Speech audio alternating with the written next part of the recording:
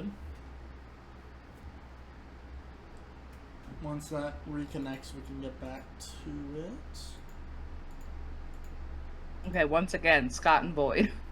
Yeah. Hello. Hello. Okay, we're good. Alright. So, does anyone want to be the ones to do the recap for last time? I think as the last session, the DM should do it. Okay. I agree. Okay. So, where we last picked off, the party had arrived in a dream that Lulu had. A dream of the last straw for Zariel that led to the Hell Ride, in which the Hell Riders got their name before becoming the Archdevil of Avernus. After a bit of a discussion, the sword of Zariel was claimed by the monk sister that is still left. The citadel falls apart, shattering and exploding out with divine energy releasing or destroying many of the denizens in the scab of Avernus. As the party makes their way back to Elturel with news that Zariel has arrived and the blood war has centered itself towards Elturel as Elturel begins its descent into the river Styx. Lulu transforming into her war form lets everyone climb onto her back as they float back towards the river Styx, where they land just not too far away from it, with the sight of Elturel and the blood war in their vision. But there was a little something I forgot to do last session that we're going to kind of backwind a little bit on. Oh. As kind of backwinding a bit as you guys are making your way to Elturel. Sitting on the back of Lulu,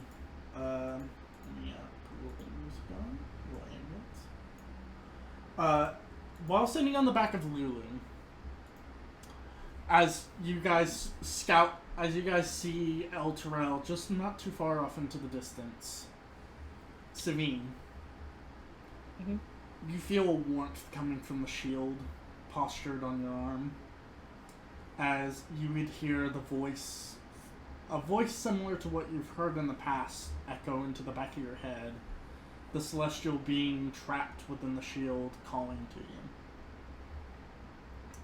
As you hear this voice rumbling in your head, he goes, "Well done, you've gotten the sword from the Citadel. I didn't expect you guys to make it this far." I mean, we didn't expect we'd make it this far either. If I might ask a boon from you all, well, a boon from you and one other, in exchange for help in what is to come, I ask for a simple favor from your friend. Which friend? The wielder of the sword. Just gonna look at Vixara. Keep in mind, Savine, you're the only one that hears this. I know. What is the favor that you want to ask of her? Have her strike me twice.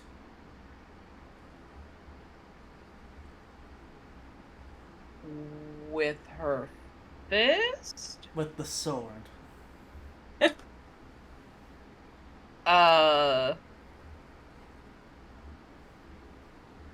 Why? It will free me from my bonds.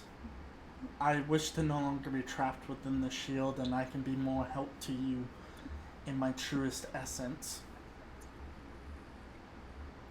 Out of character, this is Zariel that's speaking? No, this No, is it's the Hidden Lord. The Hidden Lord and the shield. Okay. He's been whispering Respect helpful his shield with the information. sword twice? Yes. Oh, okay. So what happens? So she hits you twice. That sounds weird. And then you come out of the shield. Then what happens to the shield? The shield will be destroyed. It is a prison. It might protect you, but it is nothing more than a prison to me. So the shield gets destroyed, which means You would have the support of a very divine being there. yeah. I mean, I can ask her. See what she says. Persuade her as best you can. Time is short. I know Zariel will be looking for powerful artifacts and powerful beings as myself, and I wish not to be reclaimed by her. I would rather be freed now versus facing her, because once she sees that I'm in the area, she will more than likely try to kill you first to get to me. Oh boy, because that's exactly what I need. Which is why you should convince your friend to let me out. I will talk to her. Do what you can. As the voice kind of fades away, you feel kind of a rushing hot air flowing as you kind of look back to your friend. Lulu kind of, at this point, kind of pointing towards El Terrell, where you guys can see the blood war raging on, the sights of bodies kind of colliding with each other down below, the smell of sulfur that fills the air kind of at this point being a common sensation that you guys have experienced here in Avernus. I'm gonna kind of I swallowed my freezy wrong. Scooch up to where Vixara is and go, Can I ask you a weird question? That was already a weird question, but yes.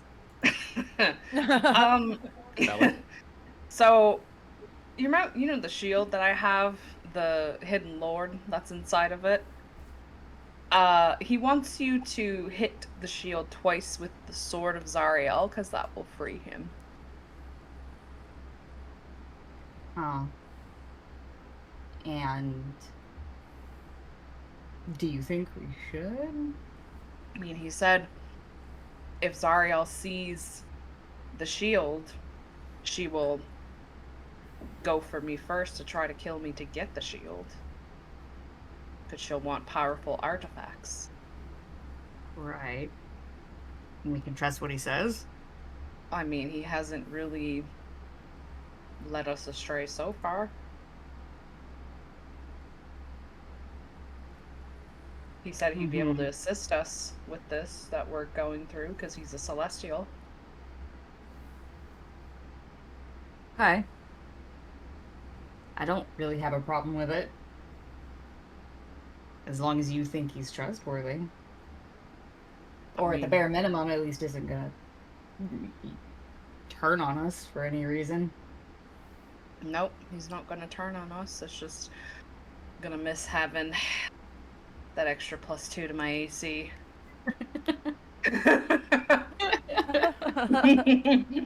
Fireball. Alright. Okay. Do you commit to it? I want to, but also it says my sword is not equipped nor attuned. I'll fix it. Okay. I assume that has to be that's an easy fix. Alright. Okay. So but you do strike the shield though. Yeah, if We're not gonna do it in the air. No, we gotta wait till we land. Alright. Gotta be more specific. Well, I don't know. That sounds like something Vixara would do. It's just okay, slonk chonk. Immediately whack it. Yeah. I mean, Also, while we're on the subject of in the air and conversations, I'm gonna look at Vixara and say, hey, do you want me to just like put you right next to Zariel whenever we get down there, and you can just, here you go, have fun sword time, so we don't gotta like wade through stuff, because I can just like Zorpia couple directions that way, and we're chill. Well, once this is attuned, I think I have wings and I can just fly my ass over there, yeah, and save Yeah. you a spell slot. I mean, yeah, there's just multiple ways to do things. I'm just checking to see what you want to do. I know. I just think don't in terms really- of the resource of a spell slot, it might be better for you to, because that is a spell and not a cantrip, right? It's a spell. Yeah, I think maybe. I mean, save the spell slot because who knows? You might need to use that to get somebody out of a bad situation rather than me into one. I can get myself into a bad situation all by myself. Okay. As we've seen the last couple sessions.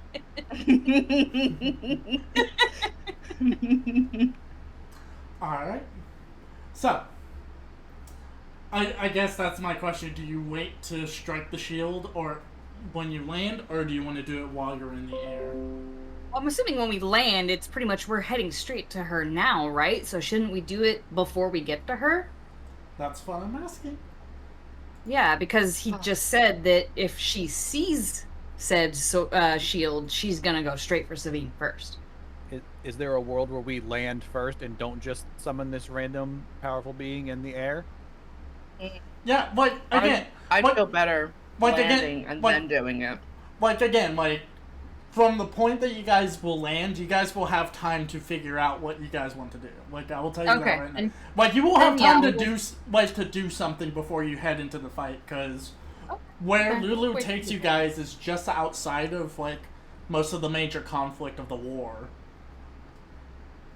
But yeah. we'll wait till we land then. Mm-hmm.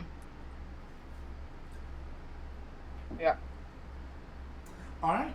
So, as it kind of, like last time, as you guys make this decision, Lulu takes you guys by to the river Styx near Elturel, landing down. Again, you would see the sights of the blood war raging, devils and demons slamming into each other, the uniformed ranks of devils versus the uncontrollable flesh hordes of demon kind, as Lulu would point out towards what appears to be the more intense forms of battle, a flaming figure that seems to be fighting out, as Lulu would point that out to be being more than likely Zariel.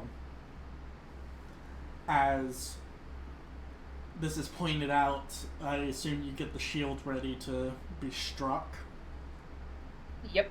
I stand at the ready with the shield, waiting for her to strike it twice.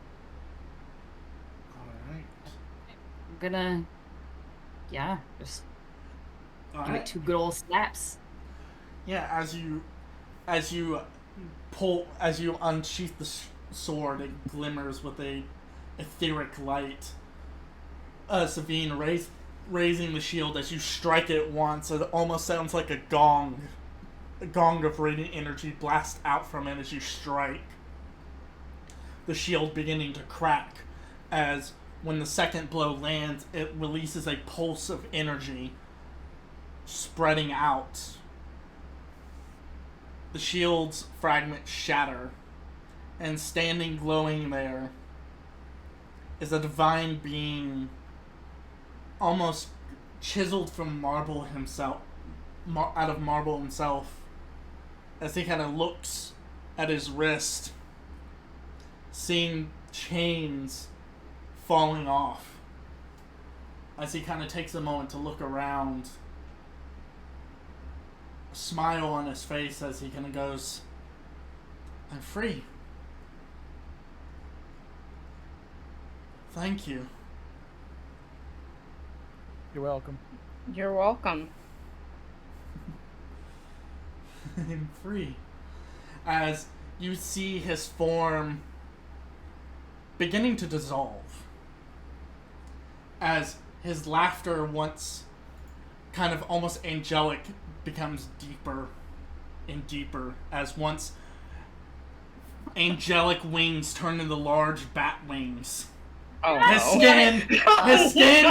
His skin turning more and more scaly. Horns begin growing out of his head as once the humanoid-sized creature grows to the size of a towering, lumbering beast. The Hidden Lord, casting off his angelic visage, standing before you, is a pit fiend of immeasurable power as he stands there looking down at you. I'm just gonna look over at Savine and just kind of like, just sigh heavily. Just be like, I'm not mad, I'm just disappointed.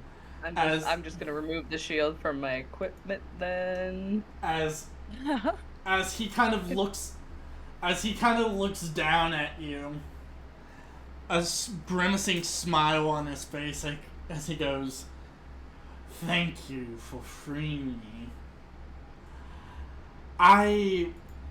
Normally this would be the part where I rip your mortal limbs from limb, but I believe you have other duties to attend to. So I will cut you a bargain and a deal. So long as Zariel is still around, no harm will come to either party. I will not cause you harm, and you cannot cause me harm. Which I think is a fair exchange." As long as Zariel's alive? As long as Zariel is around, yes. That I'm means chilling. we have to make sure she doesn't die. No. He's saying as long as she's around, whether she's alive or not. If she's still alive but she's not in Avernus, the deal is off.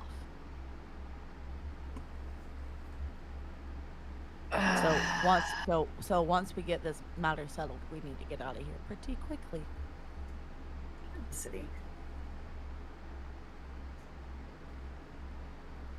Here I thought you were a nice person. I am very nice. I am No, giving you you're a liar. I am giving you a chance instead of ripping your head off your shoulders right now.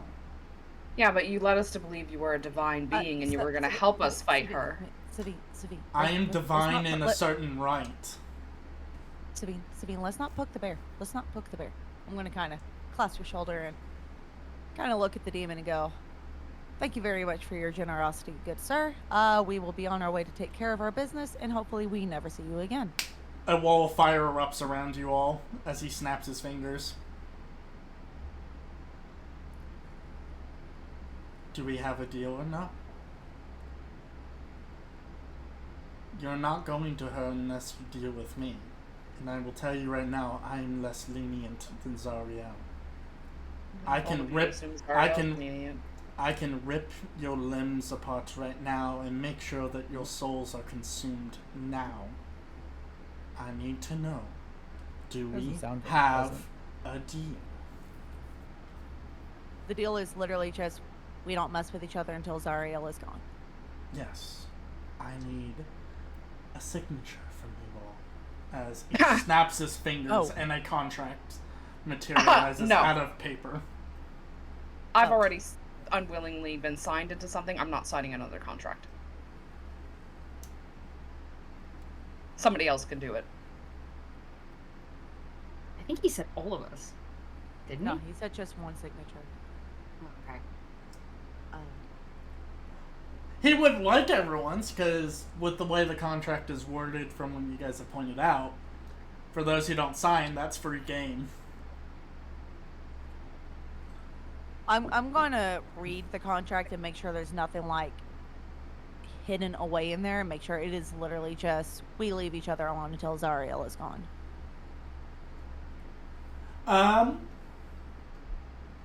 Go ahead and give me an I would say this would be an insight check, maybe? Mm-hmm. Oh, well, looks good to me. You pass it this way. I wanna take a look. Yeah, I'll insight as well. Yeah. I was about... Okay. I got +6! Oh! Good job, Nox. I have a fucking +6 and I only rolled a 7. So, for the most part, the contract is pretty straightforward. It is the final clause saying that you guys agree that with the specifically that you form a pact with them with the aim to destroy Zariel, and if you agree to that, no harm will befall either party member by the other's hand without voiding the contract.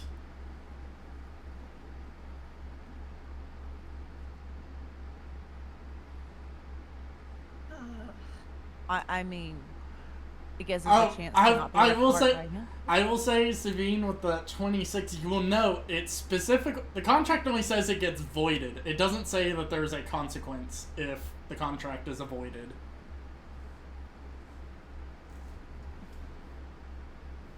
Neat.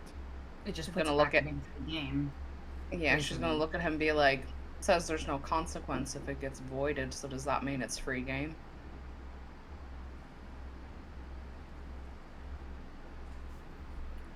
It will be free game. It is coverage to make sure that both parties understand the rules here.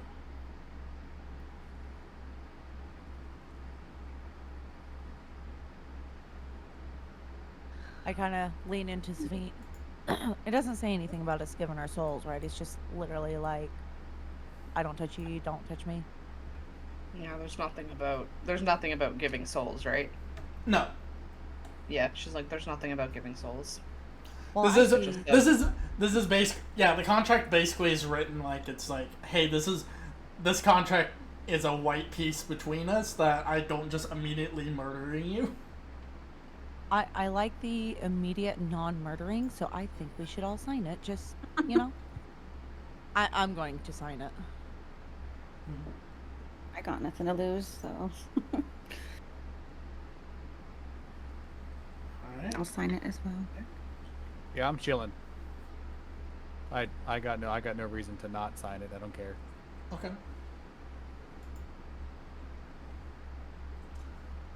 Savine, Zara, do you sign or do you let it be? I mean, I'm doomed anyway, so I may as well. That's the spirit. Now you're thinking the portals. You know? You're such a nihilist Does he have now. I don't have anything to lose. No, that's incredibly based, and I love that for you. Does he have like a cool pen that we're It- signing with? It's like a little quill that materializes. I immediately thought of the scene in The Little Mermaid when she's singing "Poor Unfortunate Souls." Kind of. Uh-huh. Kind of. Oh, like- yeah?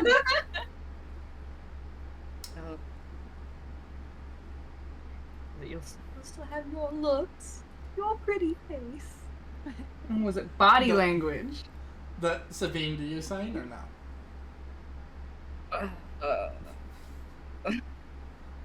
Somebody cue the fucking Jeopardy music. Let's go. Can I pretend to sign it? Give me a sleight of hand.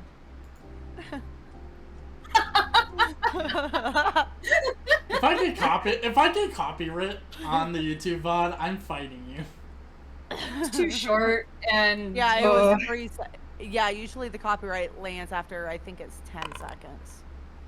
Oh, That and Savine. you have to have a Mm, oh no. I'm only gonna plus one You- in my sleight of hand. You go to pretend like you sign it, but you find that despite you pretending to sign it, the ink still shows up as though you signed it. Yeah, shit. Rolled.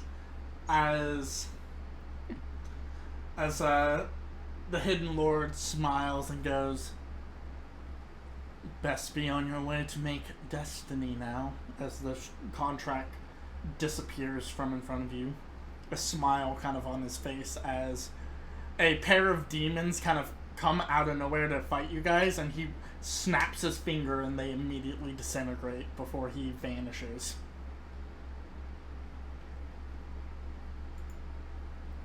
As he vanishes, you would hear a kind of slight deep echo of laughter coming from him as you all find yourself sitting on the bed of the river Styx, kind of processing what just happened. Savine? I thought we learned not to trust people by now. She's just gonna look at you. Let's just do this and get out of here. Sounds good.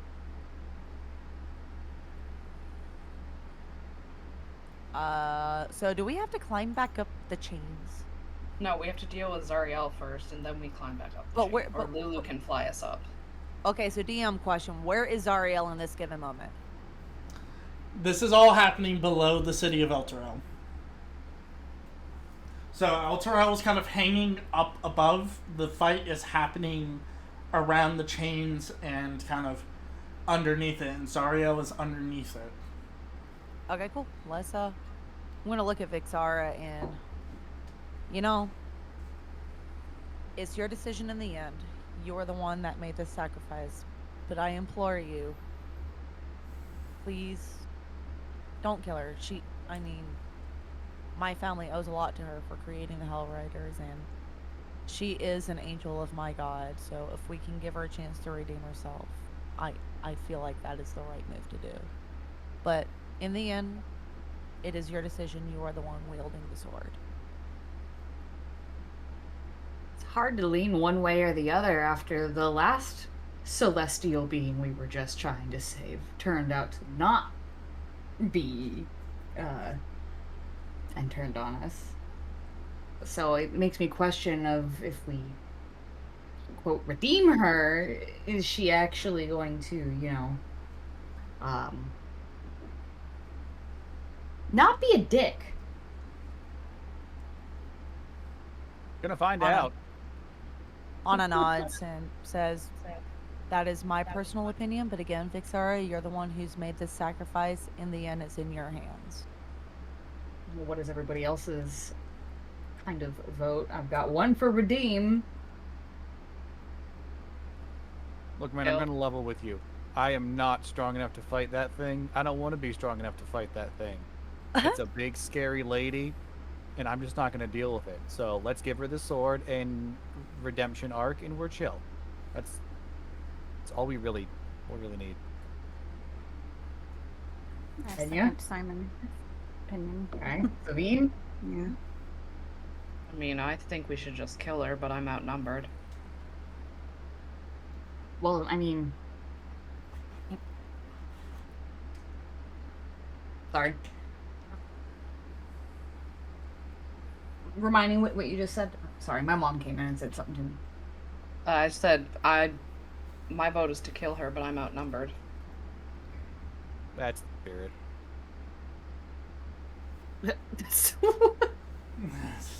That's the opposite of what you just said you wanted to do. What do you mean that's the spirit? I think he's talking about, like, accepting, like, I'm outnumbered, so we're just gonna do it. Yes. Mm-hmm. What's your reason for wanting to kill her? I mean, did you forget that my parents signed me over to a devil who's against her? Right, but I kind of feel obligated. Well, that was your parents' choice. You had really nothing to do with it. Well, I have to serve him. You could make your own choices. I mean, we did kind of tell him we were gonna deal with her. Yeah, that Right. doesn't mean we... Dealing kill her, with it something just doesn't necessarily always mean killing it. It just means dealing with it Yeah, but in a one lot way of or times another. we do. but I'm if not we trying were- to influence your decision one way or another. I'm just saying if you're going to make a decision, it should be your own decision and not because of whatever your parents thought they were wanting to do. Well, I don't even know what they wanted to do. They just wanted a normal life, and now I'm kind of stuck. Not having a normal life because of them. I don't think any of us are having a normal life right now, but You're not gonna have a life at all once this is Yeah, done. so you know what? Yeah, we're all kind of Damn, that's finding away our own lives at this point. God damn, okay, shit. That was brutal. I mean, it's honest, but fuck. It is honest. It's not like you're going to live to see this decision. Yeah. That's why I want to make sure it's the right We're all decision. nihilists at this point. Like, none of this matters. The party has become nihilist. Incredibly based, actually. I mean, I don't know. Anna's gonna walk up to Vixara and put the rainbow scarf that Anna has been so adamant about wearing this whole time around Vixara's neck and go, "It's your decision in the end. Do what you feel is right. Do what you think will save Elturel." You know, if you put this on me and, you know, my mortal vessel that is doomed to, you know, if I just, like, incinerate and spontaneously combust in the end, this goes with it. You know that, right? Yes. Yeah, but it'll look really cool. Yeah. Yeah, you guys should, if I do that, make sure you guys use me to make s'mores. So You know, I'll have sign that have some contract s'mores every in day. hell before you leave. Anna's We'll just have gonna road kinda- snacks in your memory. Anna's Yeah, just not I that will hard. That become part's my gross. own funeral Marshmallows, yeah, pyre. sure. No assembly required. Anna's Yeah, just at gonna the do end- a couple of pats on Vixara's chest and be like, "Take it. I feel like you're the one that is ultimately going to save Elturel, so it's right for you to wear it." Can you give me a wisdom save? Me? Oh, because I touched her. No. No. You This for touched- some. No, this is for something different. Anna, give me a wisdom. Oh, Man, I really want that scarf back. You say in the back of your mind. oh, oh! Wait, I remember this. Oh, Don't think I didn't forget. Oh, I didn't forget now. Don't- This is okay. Let me clarify, Con, because I know where you're going with it. This is the rainbow scarf, not the scarf that Ray had in her bag. I know. Devils and their loopholes in the contracts. Yeah, no, you I- give it to her for a moment, and you're like, yeah, and then you suddenly find yourself removing it and kind of stashing it back. Devils and their contracts. They're gonna fuck you over. I just kind of, It wasn't Look really my down- color anyway. I just kind of stare at the scarf, just kind of super confused, and just put it back on without even thinking about it, and just kind of walk away, just with a blank look of sheer confusion. Wait, Savine. Your decision, but I want you to make it your own choice based on what you want or what you think I is don't right. redeem her. Don't you don't try and influence her. It's her make her own choice.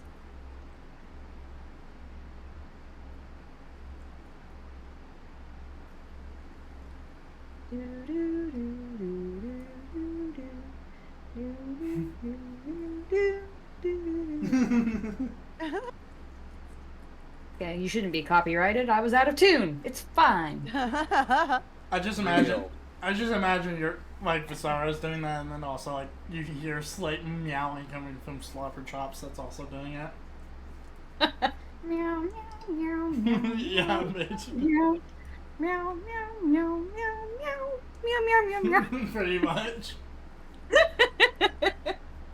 Come on, Savine.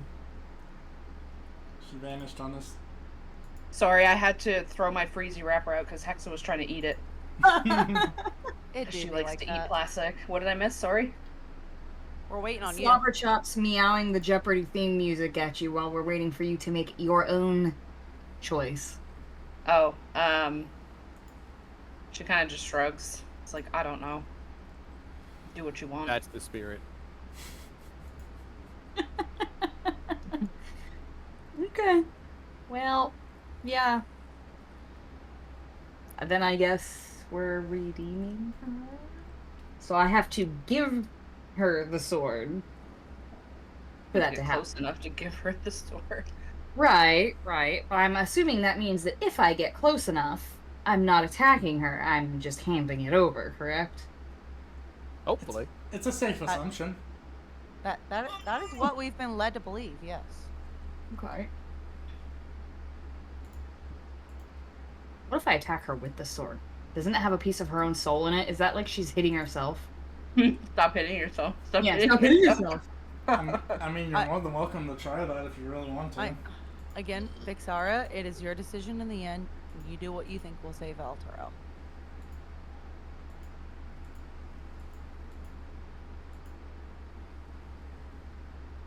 Fuck it, we ball. Let's go, I guess. Alright. Anna's just gonna keep walking forward with everybody else staring at her scarf in confusion. Alright. So.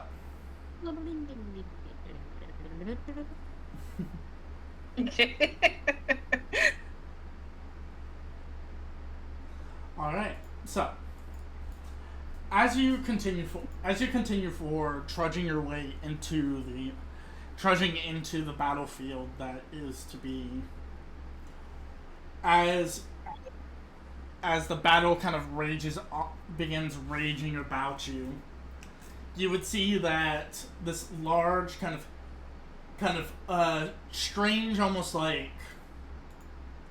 amalgamation of flesh, what looks like a mixture of like kind of ape, but also crab, but also like lizard-like thing comes rushing kind of past you all, as it kind of looks badly hurt and injured, as these two flying horned beams flying up above throw what appears to be bolts of fire at the creature before it dissolves into ichor, as the two flying creatures kind of look at you, flames emanating from their hand.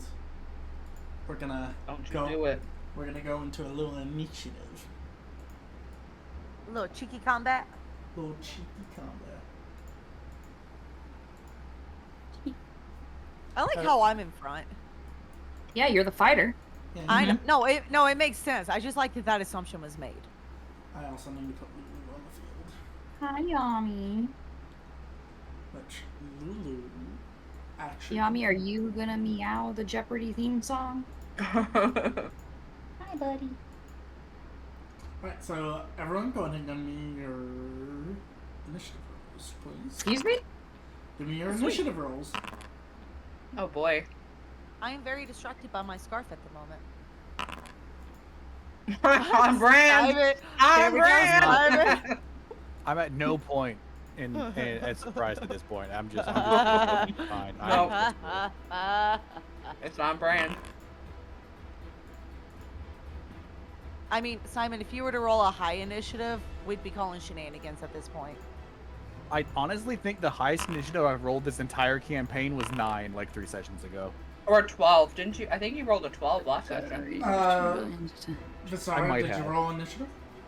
No, I was looking at something. I was reading something. You should be reading your initiative. I wanted to read something before I rolled. Alright, top of the turn order. As the devils strike down this amalgamation of flesh, they kind of look towards you all. One of them raising the palm of his hand as he begins to ignite a bolt of fire.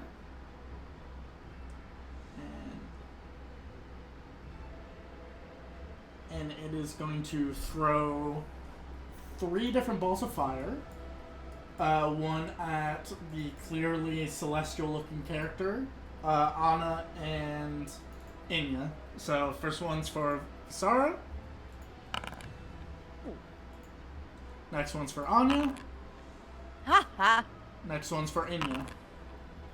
So Ouch. Visara gets hit. So Visara, you take 18 fire damage, Okay, that could have been a lot worse, though. which I think you have. double check something. You are resistant because you have the Sword of Zariel, so you only take 9 damage. They're knocked. You stepped away to get water. Of course you did. Perfect timing for that. I'll go ahead and apply the damage. As this devil kind of, in rapid motion, throws 2 bolts of fire at you all. Bolts of fire at you guys. 2 of the shots whizzing wide as the one hits Visara. Savine.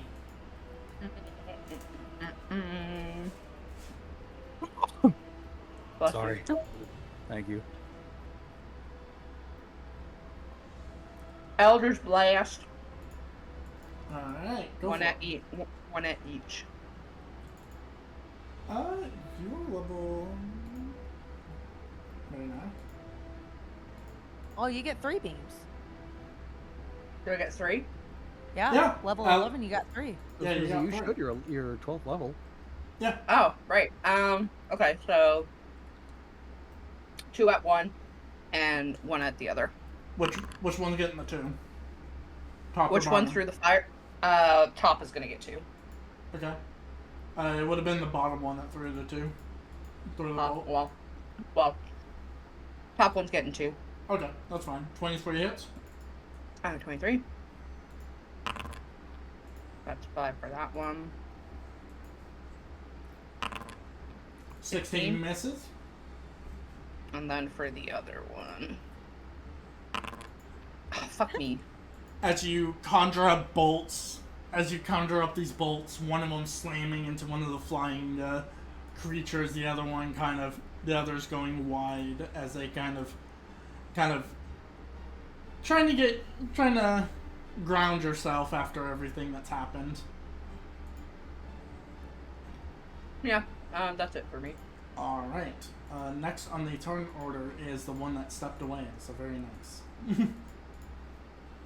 Really quick, not that I want to, but was I supposed to take some damage too? No, it missed. Oh, it missed. Oh, okay. Yeah. Unless an 11 suddenly hits you. Yeah. I was looking at the wrong number. I was looking at the 18. Never mind. Yep. My bad. Okay. I mean, if Nox is gone for the moment, we'll kind of skip the turn for a moment and go to Enya. I'm back. You got an ouchie. You back? I was just grabbing water. You had an Trying to ouchie. be- I have an ouchie? Yep. You took 9 damage. 9? Oh, okay. It's already been Conrad. applied. Yeah, okay. Okie dokie. Where's my measuring tool? Oh, that is exactly 90 feet. No, 85. I'm gonna... No, Yami. I'm gonna fly my butt over here. And, Fucking equal. yeah.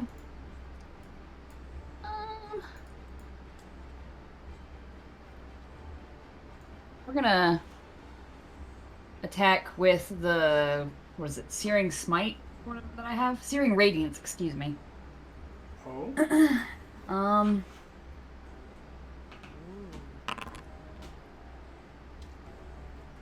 21 does hit. Nice. Let's see. Are you doing one or two-handed? One-handed. I don't think I'm, technically proficient with two-handed. No, I am, because I have a No, well, quarterstaff. you're proficient with the weapon, so you can put one or two hands on it. You don't have to be proficient in two-handed weapons. Oh. It's literally, are you holding the whole sword with one hand, or are you putting both hands behind the sling? It's not... I'll do two, then. Otherwise, my free hand is just kind of flapping around doing nothing. Okay, so 21 I don't hits. have Go. a- 21 hits. Go ahead and give me the damage on the sword. So it'll be 9 slashing plus 16 radiant.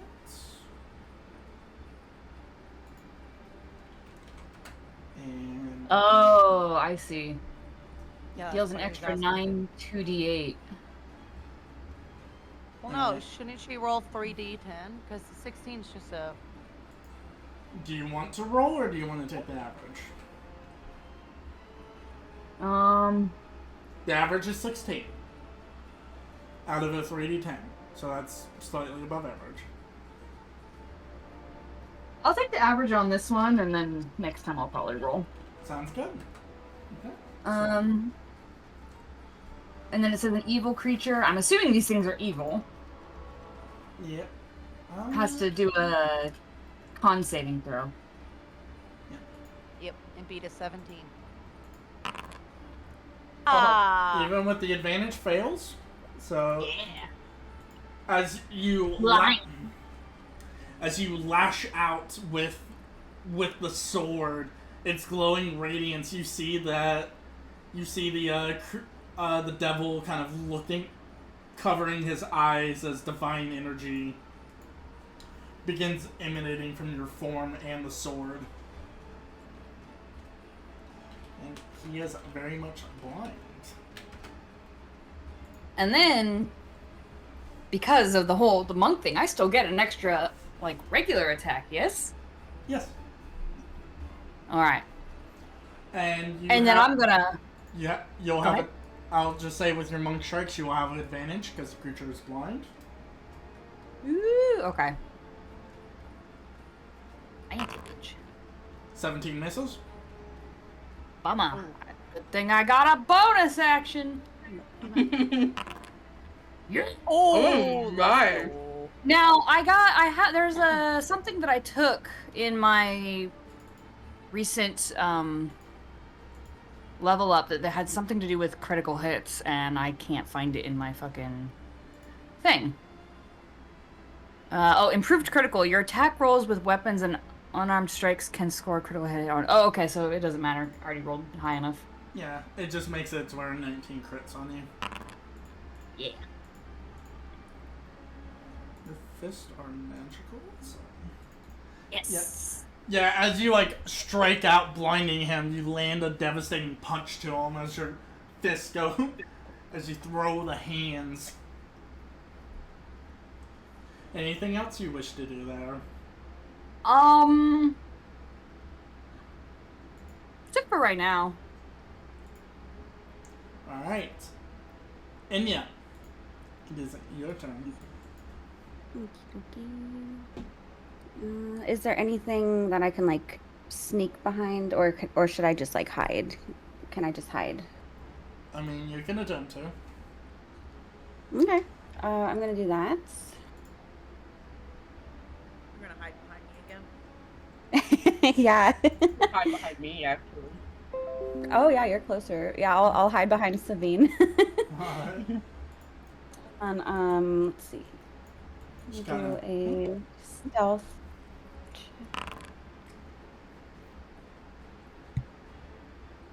And then after that, I'm gonna throw a little firebolt toward. Oh wait, no, they're resistant to fire, aren't they?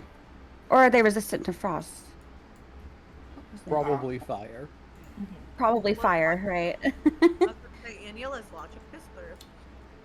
I would assume, since it's some kind of fiend or devil or something in hell, in the fiery pits of hell, it probably has a resistance. Actually, Yeah. Well, we've also fought ones that were resistant to frost too, so I was just wondering. they're actually This is also true. they're actually vulnerable to fire. What? Can No. you imagine? Could you imagine Liar. that? Could you imagine I throw a devil at you guys that is vulnerable to fire? That'd be crazy. We just assume it was resistant, so we never throw fire at it. I just throw a horde of abyssal chickens at you or something. There we go. Okay, well, actually, no, that kind of ruins it, because now I'm because that's 120 feet. I was gonna make a. Can I get a little bit closer?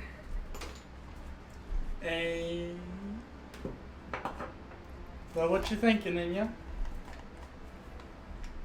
I kind of want to get a little bit closer, because I was gonna go for a ranged attack, but I don't have anything that can hit it within range now. So Yeah, you can get a little closer.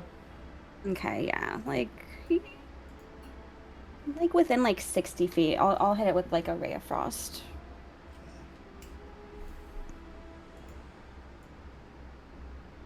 So like, right here. Can you move 40? Is that? You move 30. You move 30 feet. I think you moved 40 there. Oh, did I? Oops. Yeah, well, 35. So we'll just knock you back a square. Okay, like right there. Yeah, perfect. Okay. Just making sure you're not moving out within your means there. It's like 65 feet. Oof. I'll just do that. I'll just keep I'll just stay right here and then just hit on my next turn. Okay. Alright. Okey-dokey. Anna. All for me. Oh, whoops. I can only go 30 feet. Whoop, whoop, whoop, whoop, whoop. You guys are working on that one, so I will... Do I get three attacks though? Yeah! Alright. I'm going to do some QPOs. Alright. Nope. Nope. There we go. Alright, that hits. Go ahead and roll me a damage.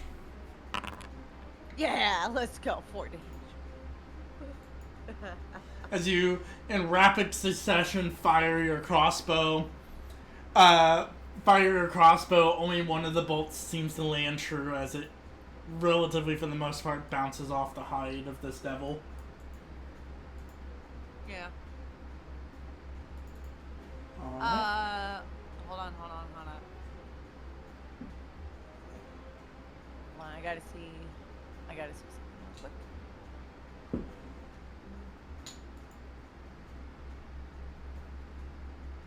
Okay. Echo right there. Alright. Oh, just right ahead of you?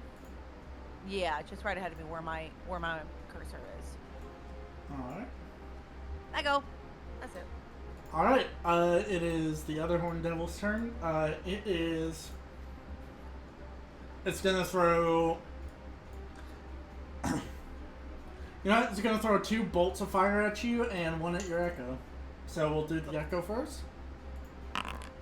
Bye, Echo. Yep. And then 2 other bolts. Oh. Only 1 hits. 15 fire damage. Woohoo. As these bad boys are sticking in the back and just flinging bolts of fire at you. Alright, Simon. I'm not last. Hallelujah, look at that. I forgot to put Lulu in combat. I'll do that for next turn. She'll go next turn. Okay, so I will be last now. Simon, it's your go. Grand and intoxicating innocence. Okay, I'm gonna move up about, What I a think, roller coaster here? this has been. That'll put me within, yeah, that's 70 feet of Senor Man. So we, first off, are going to do this fun fancy thing called Ray of Frost. Valid. I'm going to be hitting the one on the bottom. Yep. That's a crit. Oh, Nice. I have very good news. Oh, Holy I have shit. extremely good news. Holy fuck. Even though he takes half of that, that's still a lot of damn. that's a cantrip. Holy Yeah, shit. Yeah, as you feel magic channeling into you and you're just like, oh, just another cantrip, it fires off with a lot more magic than you're expecting as you slam into this devil. Effective. Anyway, Teddy time. Summoning Teddy. Bloody I'm gonna plop him right in front of me. Time. Alright. Give me just a second. Guess what Teddy's gonna do? Oh, just like right here? Yeah, that's fine. Okay. He's going to probably not hit, but he's going to make a ranged attack with El Ballisto. It's at advantage because he's blinded. Yep. Oh, neat. There you go. 21 hits. Hey, good on How do you you, hit Teddy. something? Deal 4 damage. Woo. Hey, damage is damage. I'll take it. I'm then procedurally done. Alright, it is the blind devil's turn. Is he just... Let's see. Until the end of its next turn. Okay. So he is going to lash out. He's going to try to lash out at you, Vixar, with, let's see. He's going to try to lash out with his fork and his tail at you twice. Is this at disadvantage because he's Yep. blind? Yep. Okay. Oh, So the Makes fork sense. hits. Oh. The second one does not. And the tail does. Alright, so... So one fork and one tail. 14 piercing on the fork. And...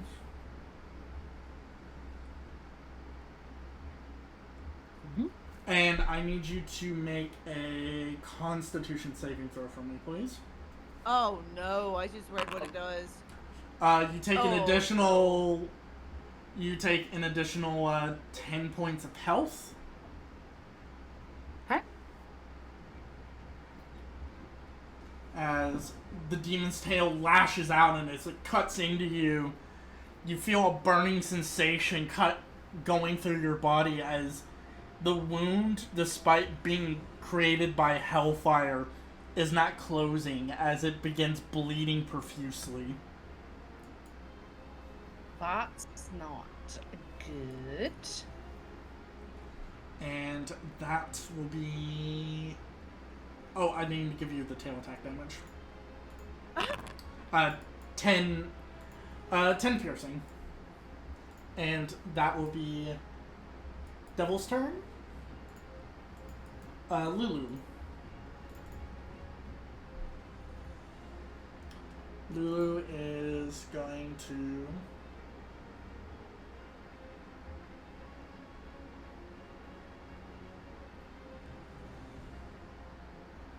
Lulu is going to make her way over. How much of flies? Oh, she can fly pretty far.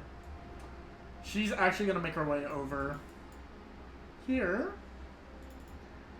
And she is going to negate that the nastiness there of that and patch you with a Cure Wounds. Oh, there you go.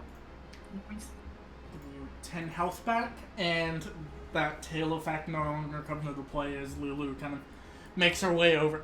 Just imagine she's a large war elephant right now. She's kind of, I know the token presents her as a small little elephant, but she's in a war mammoth form. As she makes her way over her, you can feel her tusk, her little nose touch you as healing energy fills it up and your wound stops bleeding. Okay, so I don't have to do the Nope. the roll every turn now because she staunched that. Yep, she staunched it. Okay. Alright, Sabine. We're going to send... Do I want to Eldritch Blast again, or do I want to use an actual spell?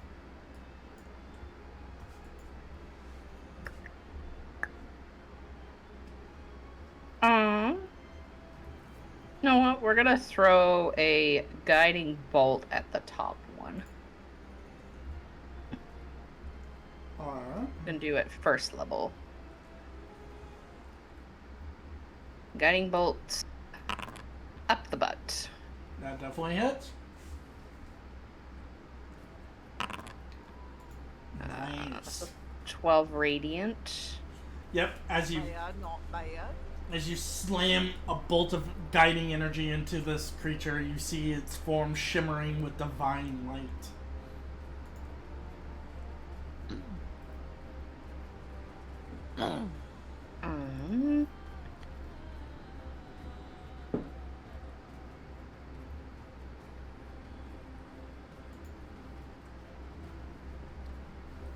What would you like to do? I think that's gonna be... Hang on, let me just double check. I don't think I'm within range for anything else. Yeah, that's gonna be it. Alright. Punchy Sister, it's your go. Okay. Well, the one that is in front of me, I'm gonna hit again with the sword, and I'm gonna do two-handed again. Get that real good swing in there. Is it still blind or no? It's the blind effect's done, so this is just okay. normal. So this is attacking at normal. Yes. Yes. Oh my let's god. go. Alright, fuck. 17 slashing and roll me 3d10. Roll me 3d10. The radiant is already going to be maxed out, so that's 30 radiant already if you're two-handing. No. Yeah, no, you just obliterate this demon as you raise your weapon. The last thing its infernal eye see is the sword slashing down again with divine energy as its form disintegrates, dissolving into the ichor that drops to the ground, splatting. That's what you get for fucking Hell yeah. infecting me. Nobody makes me bleed my own blood. Yeah. Nobody. Pretty much. Okay. I'm assuming these things are resistant to yes, that too. I'm assuming that these things are resistant to fire, so the scorching ray is now not going to really do me any good, probably. It's a safe assumption. I'm gonna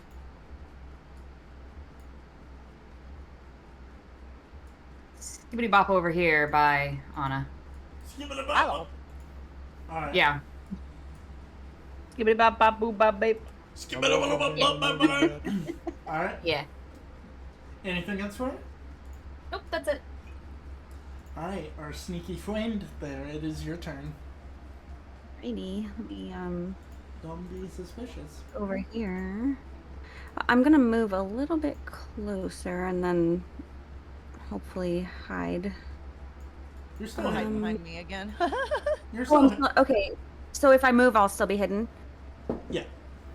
Okay, perfect. Let me just move like right here, and then okay, perfect. I'm gonna go ahead and hit him with the Ray of Frost. Alright. Go ahead and do that with advantage. Okey-dokey. Ooh, 12 does not hit, unfortunately. no. As you try to make your way forward through the battlefield, you fire a bolt of cold energy as it whizzes on by the devil. Anything else you wish to do?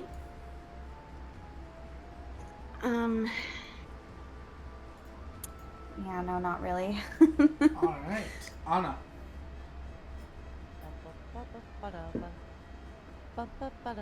Echo right here, please. Just right in front of you? Yeah. Let me find my actor.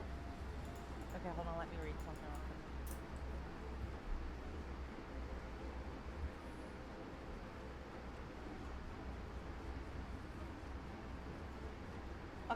I'm gonna have the Echo move right in front of the demon. Alright. Echo's gonna do the 3 attacks. Alright. Go for it. Baloo. Miss. Baloo. Baloo. Well, that's unfortunate. As your echo kind of lashes out, the devil kind of blocking with its trident, its little fork like it's a bicorn a bident basically, as it blocks the strikes coming from your echo.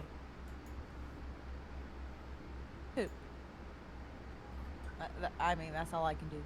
Alright, it is going to be the devil's turn. It is going to poke at the echo. Bye, Echo. And then it's gonna slam you 2 times with more fire. Cool. Cool. So 17 hit. It does. All I right. had to look. I was like, 14 fire damage. Mr. Simon. Good news. I'm going to Whoops. once again miss.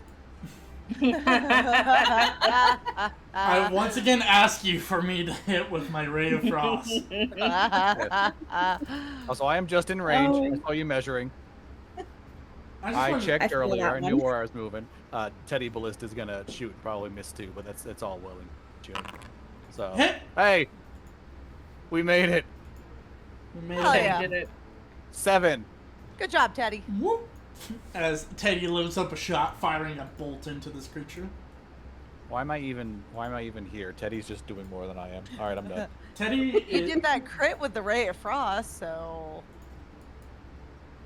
Yeah, but Teddy's cuter than I am, so. No. Oh, I need to update something on Teddy. I forgot his health hasn't been Frost updated. is the eldest. I need to update Teddy's health because it's 5 times your artificer level in terms of his health. So 5 times, so that's 60. So Teddy has 60 health, not 15. That's a significant difference. A bit. If I'll have to double check that, but I can do that in the downtime that we have. All right, Lulu. Lulu is. What can mammoths do? Because I haven't used a mammoth before. She is going to kind of. She's going to. You know what? She's gonna charge at the devil. And she moved at least 20 feet, so the devil needs to make a strength save or get knocked to the fucking ground. Alright. Knocked to the ground. Yep. Target is knocked prone, and she can make 2 attacks because of that, which she's going to do. So, first attack's going to be a gore that she does with the charge, which I believe while you're prone melee gives her advantage. Yep.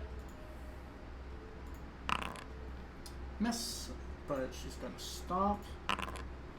Hits. Devil's gonna take 30 bludgeoning. Hell yeah.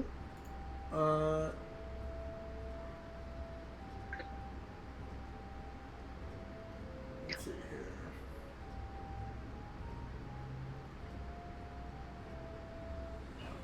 Doesn't say she has magical attacks, so.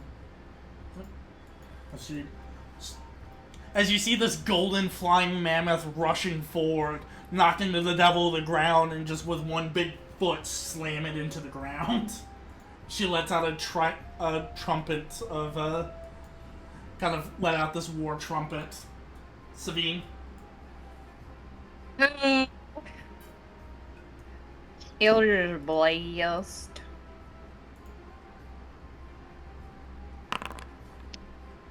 Yep.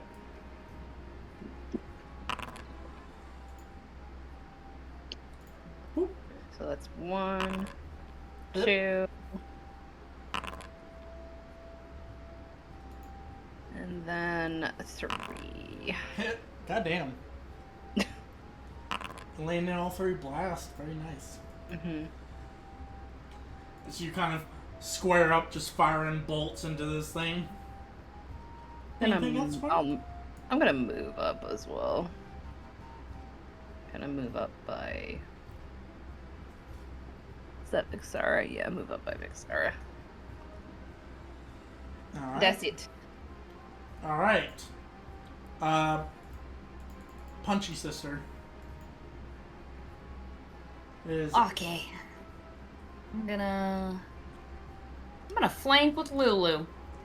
There you go. And I'm I was thinking gonna portal. give a bonk. 24 hits. 7 slashing, plus do you want to roll that radiant energy? It's 3d10. Very nice. Use my con save. Still blinded. It becomes Okay. blind. And then my second attack, and because he's blinded, it's with advantage, yeah? Yeah, well, he's also prone too because Lulu knocked his ass to the ground, so it would have been an advantage anyway. Well, yeah, and we're flanking, so yeah. Okay, that was a dumbass question. No. Punch! Miss. Purple advance. It's not. Right. It's not a stupid question. It's asking for clarification. 19 hits.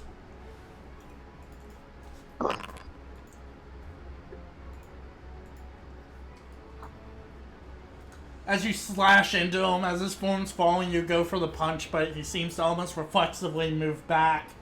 But your second strike is able to land true on him. That's gonna be it for me. Alright, Inya.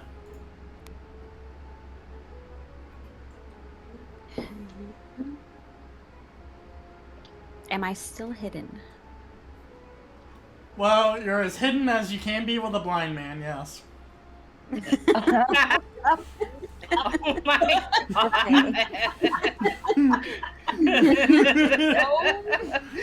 My word. All right. Short answer, yes. Long answer, yes.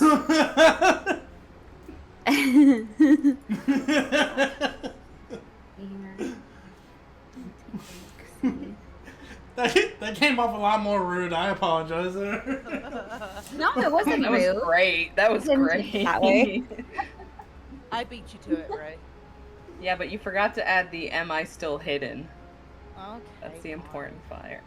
So yeah, but yeah. What were you thinking of doing there, Anya? So I can move 30 feet, right? Yes, ma'am. You can use your bonus action to double that though, if you want to dash. I do want to dash, yes. Okay, so that'll put you up to 60. So you can get up there and you poke him with your rapier. Yeah. Yes, that's exactly what I want to do. All right, perfect.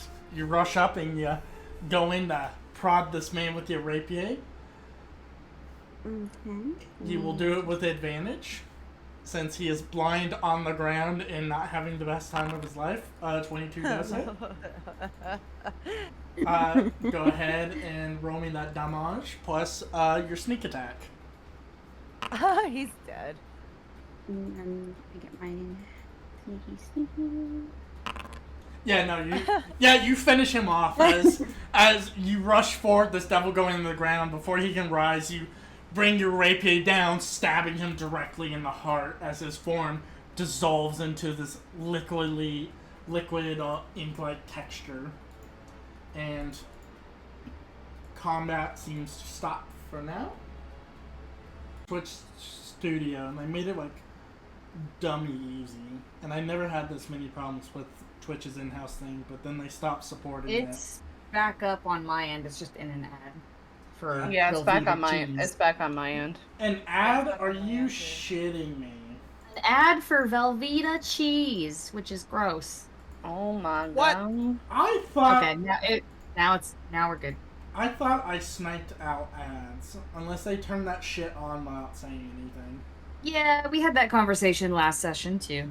I know. I'm still salty about that. I'm sorry. I know. I know. Again, I do this for shits and giggles. Anyway. Fickle God. As the battle calms down around you, you all would be quick to notice as it almost seems in the middle of the battle, as blood is being spilt on both sides, that the blood war seems to have migrated its way towards you guys, as what was once the calm, kind of silent battlefield becomes more inflamed as battles between devils and demons erupt around you. And one thing you would notice almost quickly is the battle goes on, you all smell a sulfurous gas emanating from the ground as the area around you standing in begins to fill with this sickly green gaseous fluid. I will say, to navigate from here on out, to navigate further in, I'm gonna have you guys do some group checks for me. Oh boy. And I need you guys to decide as a group what you're going to roll. Oh. So the options are stealth checks or survival checks. As you get deeper into the battle, this green gas is going to get thicker, which is going to make navigating it a lot more difficult. So, just food for thought. Enya has super god tier sneak. I have a disadvantage on stealth rolls. I have a +7. So does Scott. Has disadvantage too. Okay, so we got 2 advantages and 2 disadvantages. Who's our last person? I have a +1 Okay. to both. So survival. What are we looking at? I have a +1 to survival. I have a I have a +2. I have a +1. +2 as well. Simon. Scott, Yes? what do you What's have What's to your your survival? Oh, +1. I'm sorry, did I not pick up? No. My bad. I was like, wait, why are you guys yelling at me? I've just answered. So My bad. So we can either go for the safe one or we could go, well, but the thing is you guys having a high stealth might compensate for us rolling at disadvantage. Because otherwise we're all doing just pretty much flat rolls. So I know you're rolling a disadvantage because your armor. Who else had a disadvantage? Scott, because of his armor. Oh, also armor? Okay. Hi. Also, I have a +1 to my dex, so even if I took my armor off, I would just be at a +1 either way at best. Fine. I mean, Do we want to chance it with the stealth? I'd rather chance it with a stealth because all of us rolling survival at +1 is like essentially flat rolling. yeah. I mean, we've carried with stealth rolls before, me and Enya, when we were in that manner. Remember? Yeah. Yeah, you guys I was carried about with to the say- stealth rolls. I was about to say Enya carries everybody with stealth. Well, the group one I did too. I think I rolled like 20s and above. Yeah. So, with the 2 combined, and Savine's isn't bad either. Or it's not I mean, terrible. Mine's a +1, so. Yeah, but that means, again, it's not terrible. You're not in a disadvantage. Yeah, that's true. I mean, let's chance it. I say we chance it with the stealth, honestly. I think that's our best bet. Okay. So, just to let you guys know, there's going to be 3 group rolls we'll start off with, and they're going to progressively get harder. So, I'll let you know if you guys pass or not. So the first roll, majority need to make a DC 15 stealth check. Oh, well, we got the first one. Oh. I was like, Enya's got the first one by herself. I'm gonna cast guidance on myself before we do this. Okay. No. You said the group total has to be 15, right? The majority group has to beat the DC. Otherwise, so 3 out of 5. 3 out of 5 have to make it. If more than that fail, those. So let me see. We'll cross that bridge when we get to it. Yeah. Okay. Okay, Scott, you and I are the assumed fails. So, ladies, Go ahead. Oh, Well, boy. I mean, still make your roll. You might pass. Oh. Okay, Scott. so ladies, Savine. Alright, anyway, y'all have a Okay, fun. okay.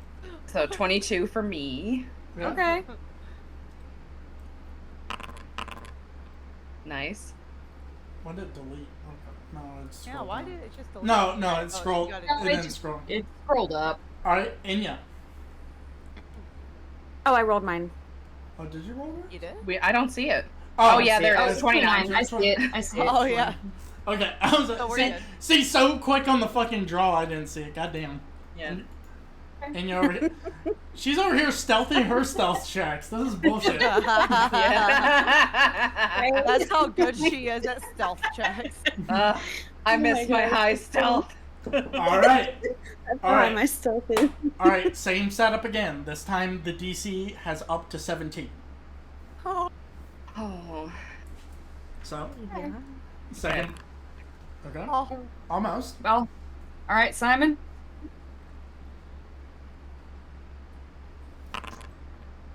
Yep. All right, ladies. Oh, God. Sabine. That plus. Okay. Woo. So 21 again. Or 21, sorry. Oh God. That's, time. that's a fail. So, that Any unfortunately. So I need everyone to make me a Constitution saving throw. Oh, I'm Holy. actually.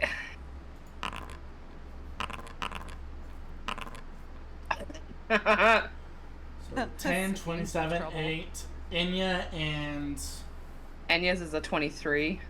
Inya rolled a. Yep, I see. Simon, I need a con save from you. Con save Mm-hmm. Yeah. Mm-hmm. at normal. Mm-hmm. All right. So those who That rolled is actually ridiculous. those who rolled less than 15, you take 22 poison damage plus 22 fire damage. 44 damage. I take half of that, though, because I'm resistant. I have plus to fire. 11 to my Constitution, by the way.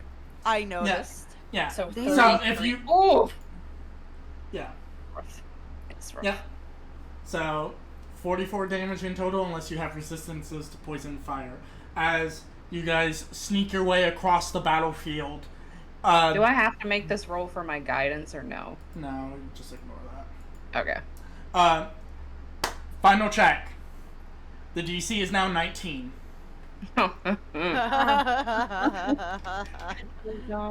Alright.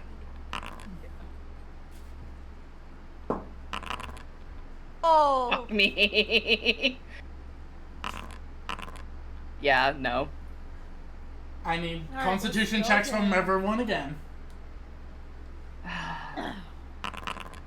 Ugh. Well, I'm down. I'm sure. Enya, I need another con save from you, unless you rolled and everyone just rolled. Oh, they Yeah, did. hers is. Oh yeah, I did, yeah. Okay, yeah. Sorry, you take 22 fire, 22 poison, but the fire is halved because sword is the already fire? out. Oh, wait, was the fire halved on the last one too? Yes, Yeah. because the sword Oh, is already well, out. Yeah, the sword is already okay. out. Gives you resistance to fire damage. Okay, hang on. I need to change before I apply this damage or I'm gonna fuck myself up. So add 22. 11. After 22 is 11, right? Correct. Yes. Okay, so So you should have took. that's what it should have been. Okay, Which, and then it was 22 poison. for this one is poison again, and then 22 fire, but it's halved. Okay, now I should be correct. Okay. Yeah, as you all try to make your way through the battlefield, the smoke and fire that kind of emanate clouds you from the true sights of the blood war as devils and demons tear into each other. What was once, as you get deeper and deeper into the fighting pit, into the fight, what was once probably more organized kind of central skirmishes turn into all-out beatdowns as devils and as ranks of devils break apart, as demons overrun them, or devils break off to go kill off smaller devils. Large flesh-eating steel and all sorts of other things going on as you make your way out of this noxious field of gas and fire. You are greeted with the sight of a pit fiend wearing an eyeless helmet, clutching an infernal battle banner in one-clawed hand while swinging a huge flaming mace in the other. The pit fiend is being bested by all sides by 6 hulking frog-like creatures that croak vile epithets as they begin ripping and tearing into this pit fiend. As they rip and tear into this creature, into this pit fiend, 2 of the creatures kind of croaking look up and see you all and begin making their way towards you. God damn it. Go away. Shoo, be gone. Right? Oh. It's like shoot. I'm gonna have Lulu's token here for initiative's sake, but I'm gonna put a mammoth on the map so we know it's Lulu. Just know it's Lulu. As we're gonna roll another initiative here in a minute as I get these frogs ready.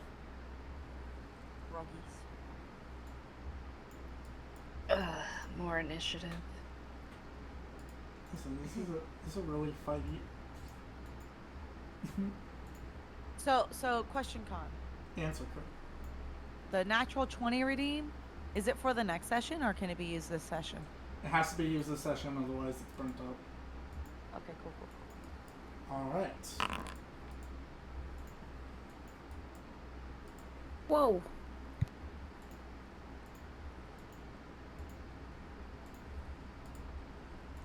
As these large croaking frogs make their way towards you. And then I'm gonna switch us back to the battle music.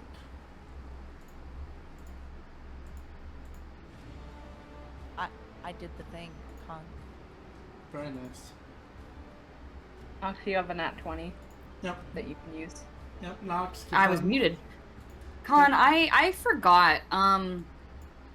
My level up, I got it's remarkable athlete. I'm supposed to have advantage to initiative rolls, and I've not been rolling with advantage. Can I re-roll that one I just did? Yes. Okay. Just roll another initiative, and if it's higher than what you currently have, I can edit it. Go. It didn't roll. Give it a second. Well, shit.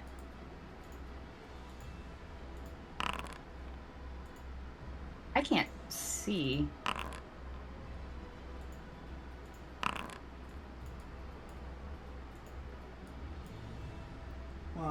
It's not gonna matter anyway, because compared to everyone else, you're going first anyway.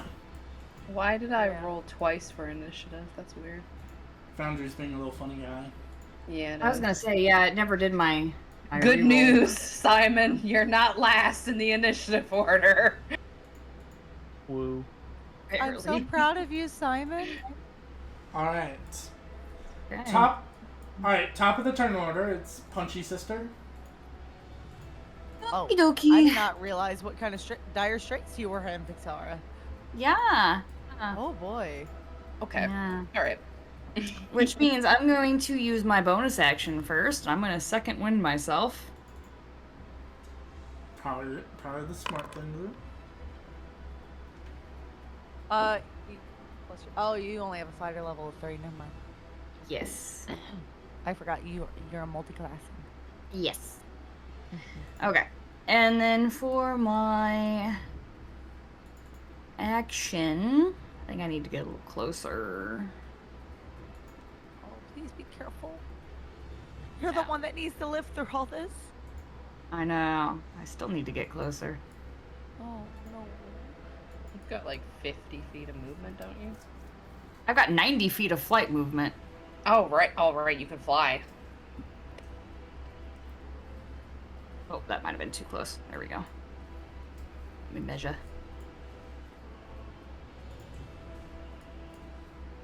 God, I need one more. Whatever. Okay. I'm going to do my breath attack. Alright, so I need to make a Constitution saving throw. Yeah, and it won't let me place the template, but it's a 15-foot cone. Alright. Aww. Bummer. Well, how much? It still I takes started half. off- It still takes half. Yeah, I guess I should So it does 46 cold damage. Yeah. Alright. So Now, I started off over here, so I've moved 35 feet out of my 90. So now I'm gonna scoot my ass back. that is Valid. fine by me. Alright. Yeah, that's it for me. Alright. Savine. No. No. Oh no? Yes. It says you rolled a 14. No, but I rolled a Wait, 5 for Sabine- my first one. I'm in Sabine's initiative on order her twice. Okay. I mean, okay, fine. Giant Yeah. Frogman. I was throwing you a bone here. No, I'm last. I'm last. You know, I appreciate the honesty. We gotta make Yeah. Simon feel better about himself. Alright, as one of the giant frog demons, as it is going to start making its way over towards you all. Hello. Anna. Okay, you're fine. Hello. You're fine. That'll be its turn. Hello. It's your turn as this I'm as these giant frog-like demons kind of croaking, but also kind of murmuring these epithets of in a language that you don't understand, make its way towards you. I'm What thinking. language is Give it me speaking? It's speaking Abyssal. What are they saying? Nonsensical phrases that listening to them for too long might cause a bit of madness. Okay. So, best in your mind, given everything going on, it's probably best to ignore them. Okay. Let's do echo right here. Alright. And then echo gonna make the attack. Alright. Hit.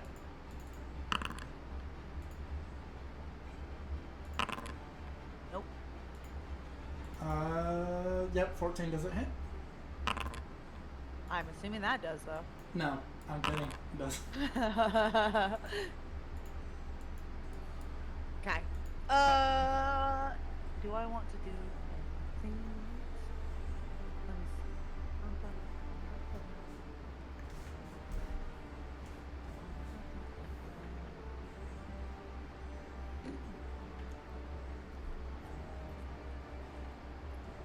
Use that once. Yeah, that'd be all I do. Alright. The other frog demon is going to make its way forward, Oh, hello. and it is going to swing at your echo. Okay.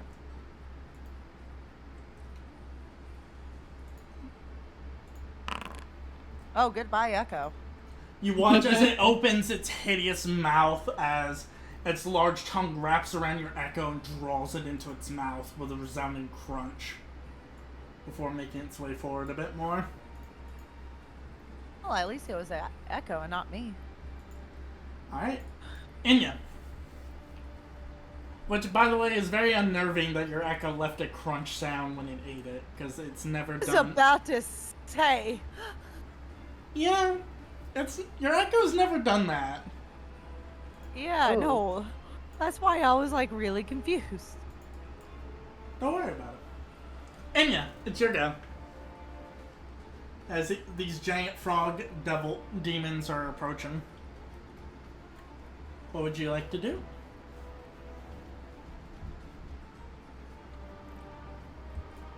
I'm gonna be real sad if she just went AFK. Boyd? Hello? Hi. Hi. Can you hear me? Yeah. No. we Oh. can. We can hear you. What were you wanting to do? Discord is glitching out right now. Hold on. Discord, no. I'm really concerned with the fact my Echo made a crunch and you made sure to point that out. Yeah, don't worry about it. Hello, hello? Can you hear me now? Yeah, we can hear Yeah, you. we can hear you. Hello. Oh, okay. We've been able to Perfect. hear you.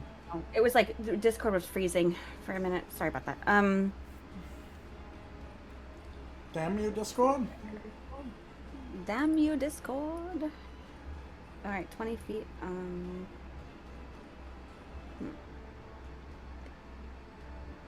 Can I Misty step behind the frog boy that's in front of me?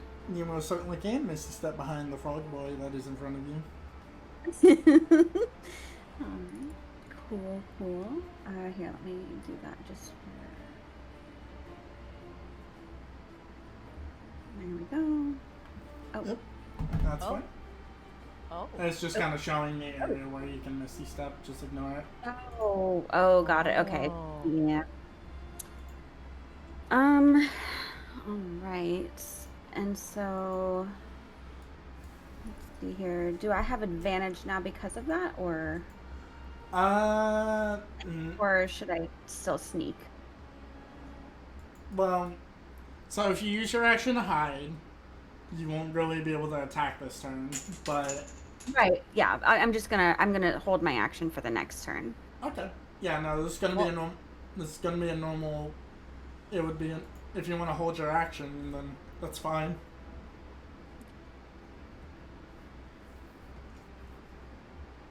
Alright, so...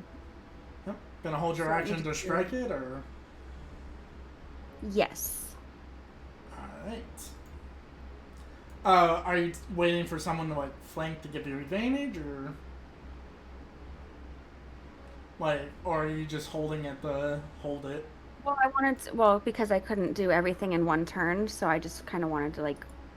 It doesn't stack. If you hold your action this turn, it doesn't mean you get 2 actions next turn. No, I know that. But, I mean, like... Okay. Because I don't... What are you trying to achieve here? I guess is my question.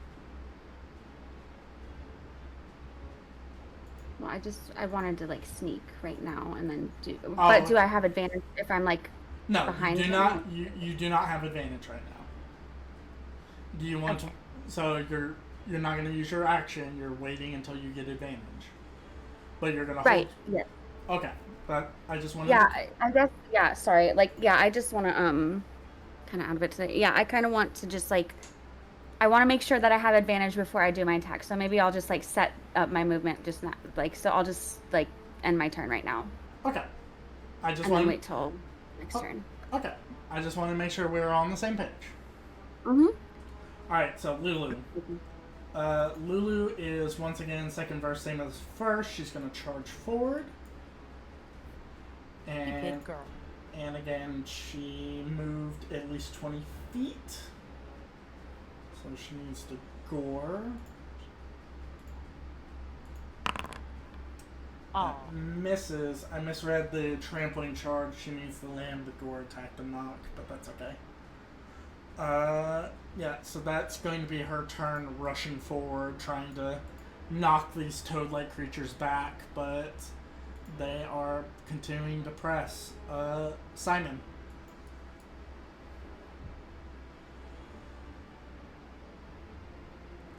Shimon? So. Scott? Yes. Discord shit the I'm fan. here. I'm just trying to figure out what I'm doing. Okay. Oh, okay. Probably just gonna be real boring about it, to be honest with you. No need to... Scrolling through my spell list. You're fine. Do what you gotta do.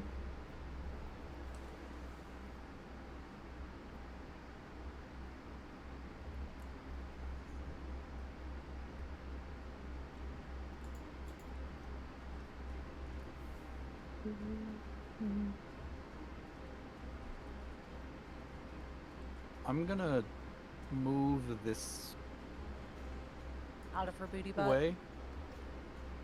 away from Lulu's fart area. I'm gonna cure wounds on Vixara. Valid.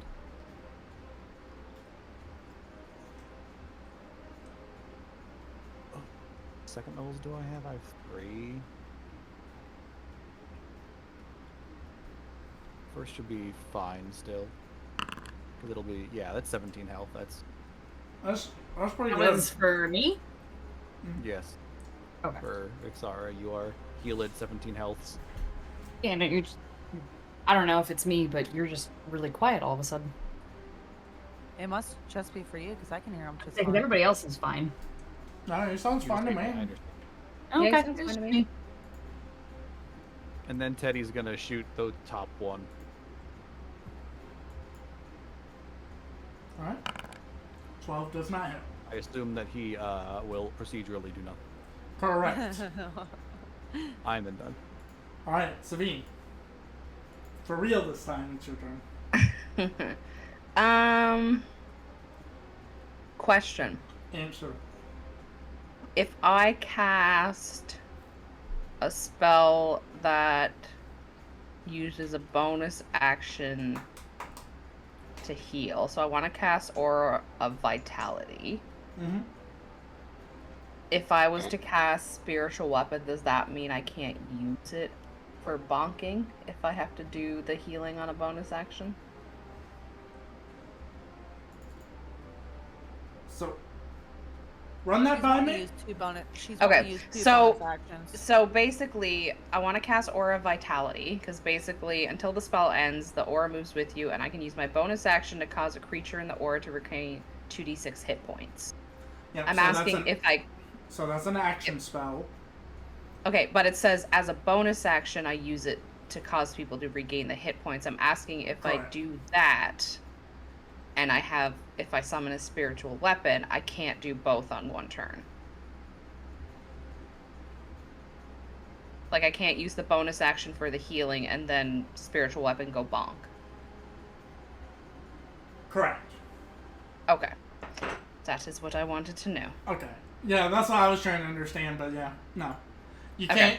can't, yeah, unfortunately you can't, as the rules are written, you can't, like, make a bonus action.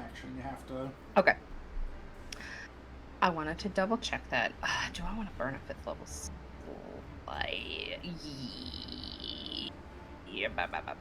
Yeah, so I'm going to cast Mass Cure Wounds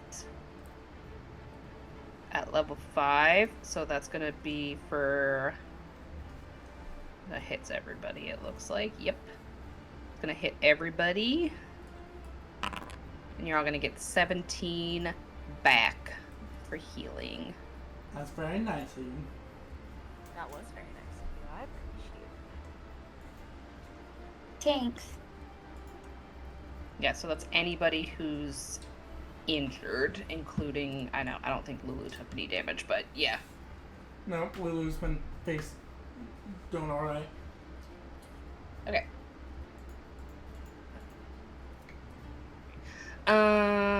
That's gonna be...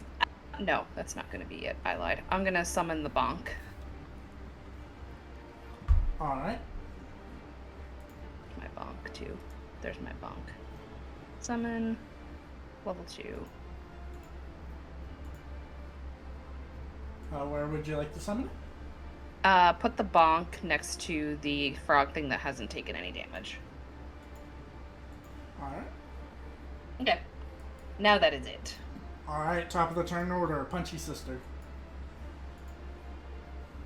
Right. I'm going to move over so I'm flanking with Enya. Alright. And then I'm going to do my own bonk. Two-handed.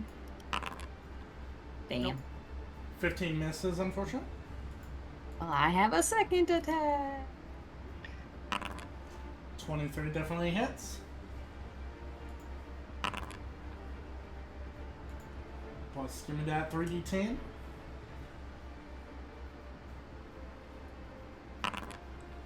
God Nice. damn. Noise. And you need to make a con save. Right. He is not blinded. Damn. As this frog kind of come rushing in, slashing into it with your divine sword. It kind of like closes its eyes at the right time so the flashing effect doesn't grip hold of it. That's okay. I'm gonna use for my bonus action. I'm gonna do my flurry of blows. Alright. 16 hits. Okie dokie. And it's 2 hits, right? Yep. Okay. 15 misses. Aw. Okay. So then it's just the 8 damage for the first hit. Yep, as you manage to land a blow on it before its eyes open back up. Anything else for ya? No. I just want to make sure that hit while its eyes are still closed. I'm gonna kick it right in the teeth. That's fine by me. As you kick it in the teeth, That's it. alright. As you kind of kick it in the teeth, you all begin to smell this kind of viscous, very unpleasant smell begin radiating from both of the frogs. Oh no.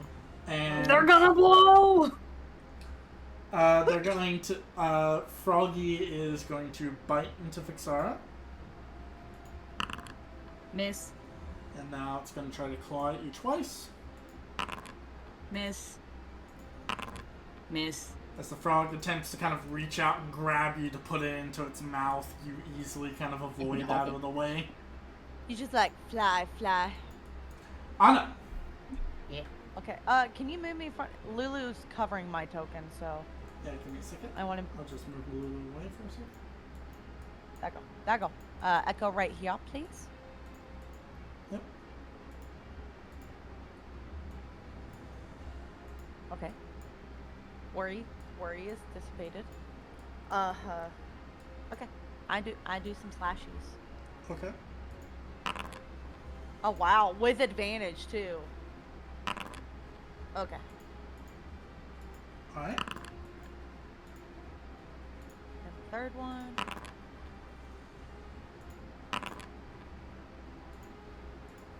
As you kind of summoning your echo, kind of slashing into these frogs as they continue their nonsensical chanting. I'd like to think that like we each made an attack, so it was like in sync. Boom, boom, boom. Yeah. Anything Yeah. else? Okay. Nah. Alright, it is the other frog's turn. Alright, so this frog is gonna go for Lulu.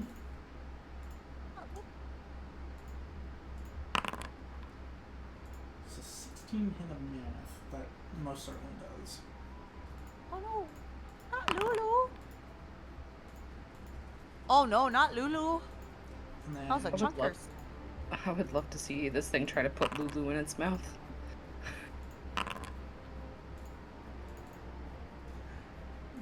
Alright. Damn, what's her AC? In the mammoth form, 13. Oh god. Oh. She has a lot of health though. She has more health than all of you. I mean, that's not hard for me. Yeah, in her mammoth form, she has 136 health. Yeah, that's not hard for me. Yeah, no, as this thing kind of, as these two kind of colossal creatures slam into each other, Lulu kind of trying to gore at it as this frog kind of like bites and tears into her celestial hide. Inya. Okay. So now I'm gonna stealth. And then I'm gonna do Booming Blade. Alright.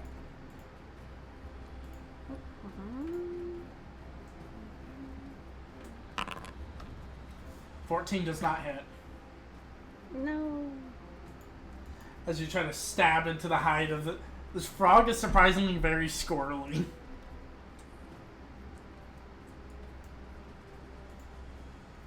Anything else for you, my friend? No, that's it for me.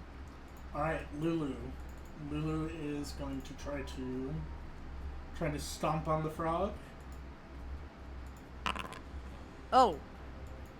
And He's As she kind of like goes to slam her foot into the ground, she kind of missteps, almost losing her balance, but able to kind of regain control.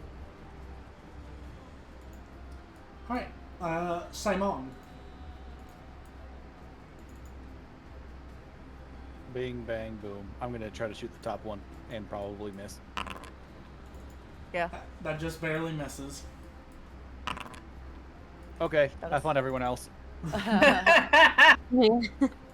As the shots go wide.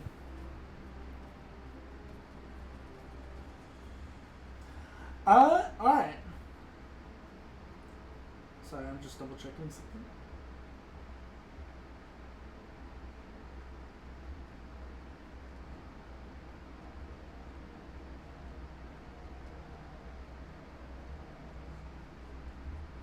Sorry, I'm just checking Lulu's stuff real quick. Savine. We're gonna Eldritch Blast the one in front of Luke, because that one hasn't taken any damage by the looks of it. And all 3 bolts are gonna go there. Alright. Hit. Okay. 4. So that's 1. 2. And then a 3. Hell yeah. Okay. I mean, you knocked a chunk of his health out. As 3 bolts of energy slam into this frog-like creature. Okay, and then bonk gonna bonk. Alright. Give me that bonk. Where's the bonk? Attack.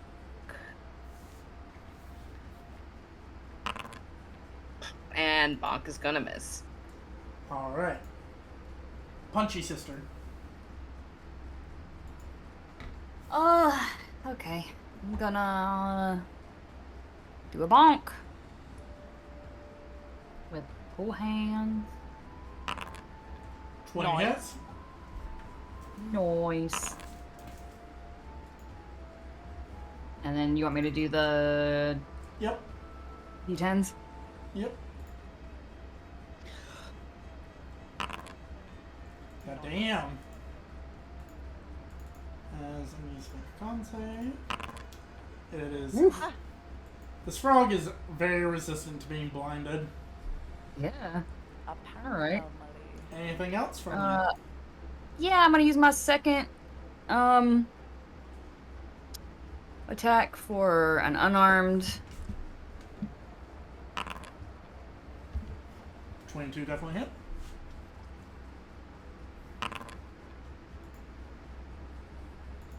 And then my bonus attack, I'm gonna also do an unarmed. Hit. Hell yes. As you're cutting into this demonic hide, ichor kind of pouring out, it continues to croak incoherent chanting. Anything else?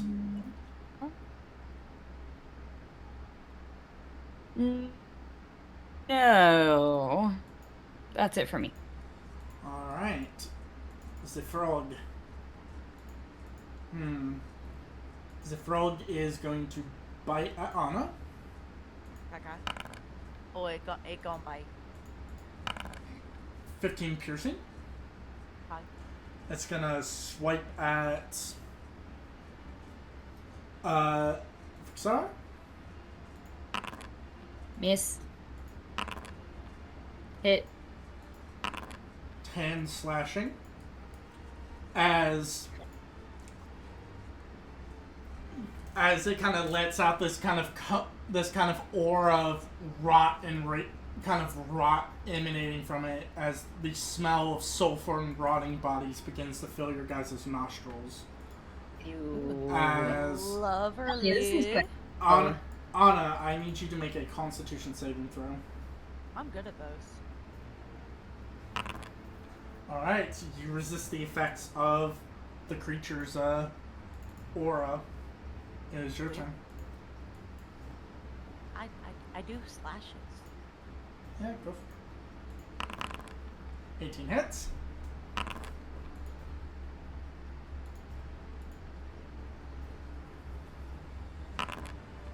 $26 hits.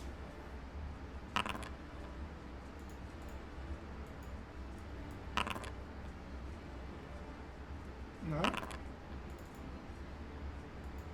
Hot dog, yeah. You guys are ripping Hold and on, tearing.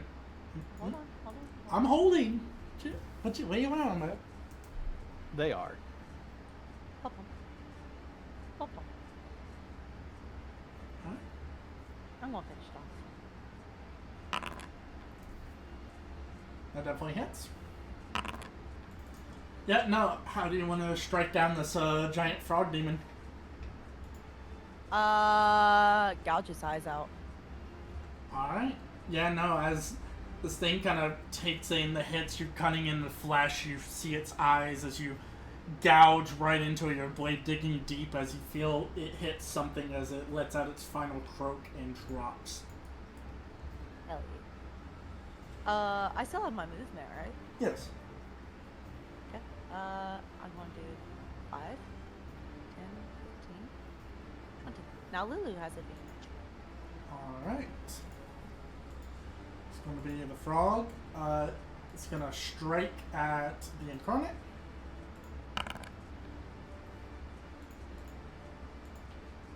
And is going to bite Lulu.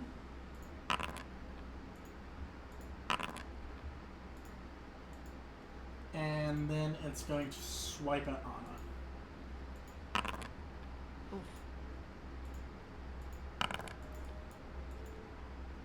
As you will take 13 slashing. Hey. And yeah, it's your go.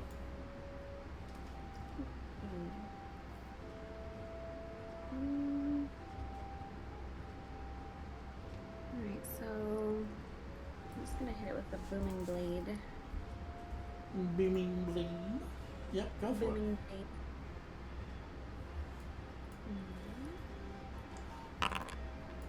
Nice.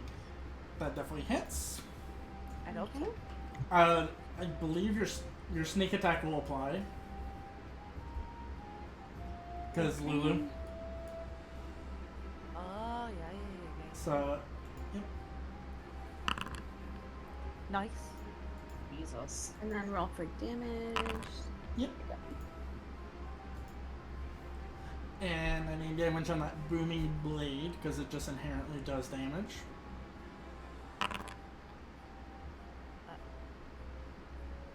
That not be good. Booming blade, not sneak attack. Oh! Oopsies. Thank you. As you stab into the back of this frog-like creature, shimmering with arcane energy, as it's going to be Lou's turn. Yeah, no one's in the immediate danger, so she's just going to do this. As she rears back, her trunk kind of pointing towards the creature, as she is going to attempt to blast it with a... She's going to use her trumpet of blasting. And it needs to make a con save. It's actually just called Trumpet of Blasting. That's It is. that's so silly. So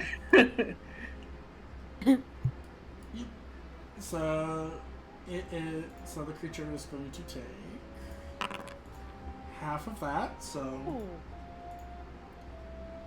That's still 24. That's not bad at all.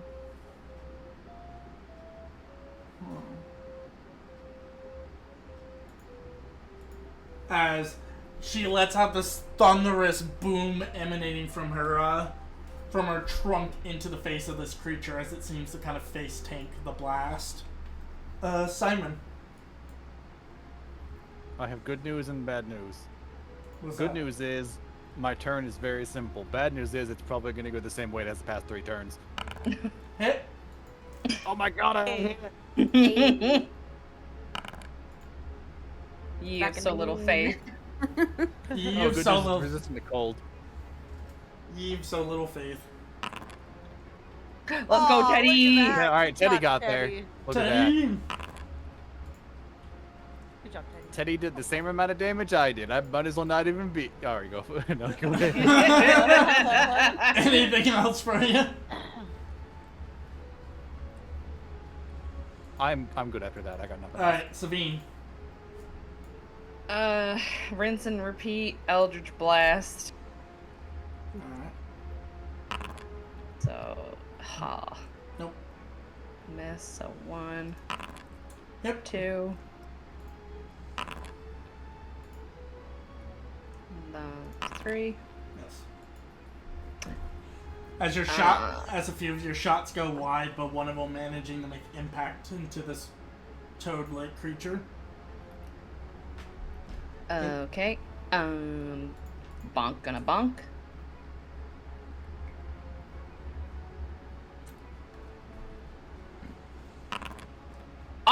Oh, yeah. I think I've ever seen a crit on a spiritual weapon. Let's go.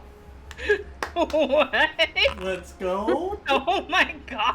Hell yeah. As your spiritual weapon, weapons Biggest finds. bonk I've ever seen. All right. Spiritual bonk. Spiritual bonking. The bonkening. All right. Anything else from you, Sabine? No, that's it. As your spiritual weapon finds true into the hide of this creature as it slams toe. Alright. Sarah.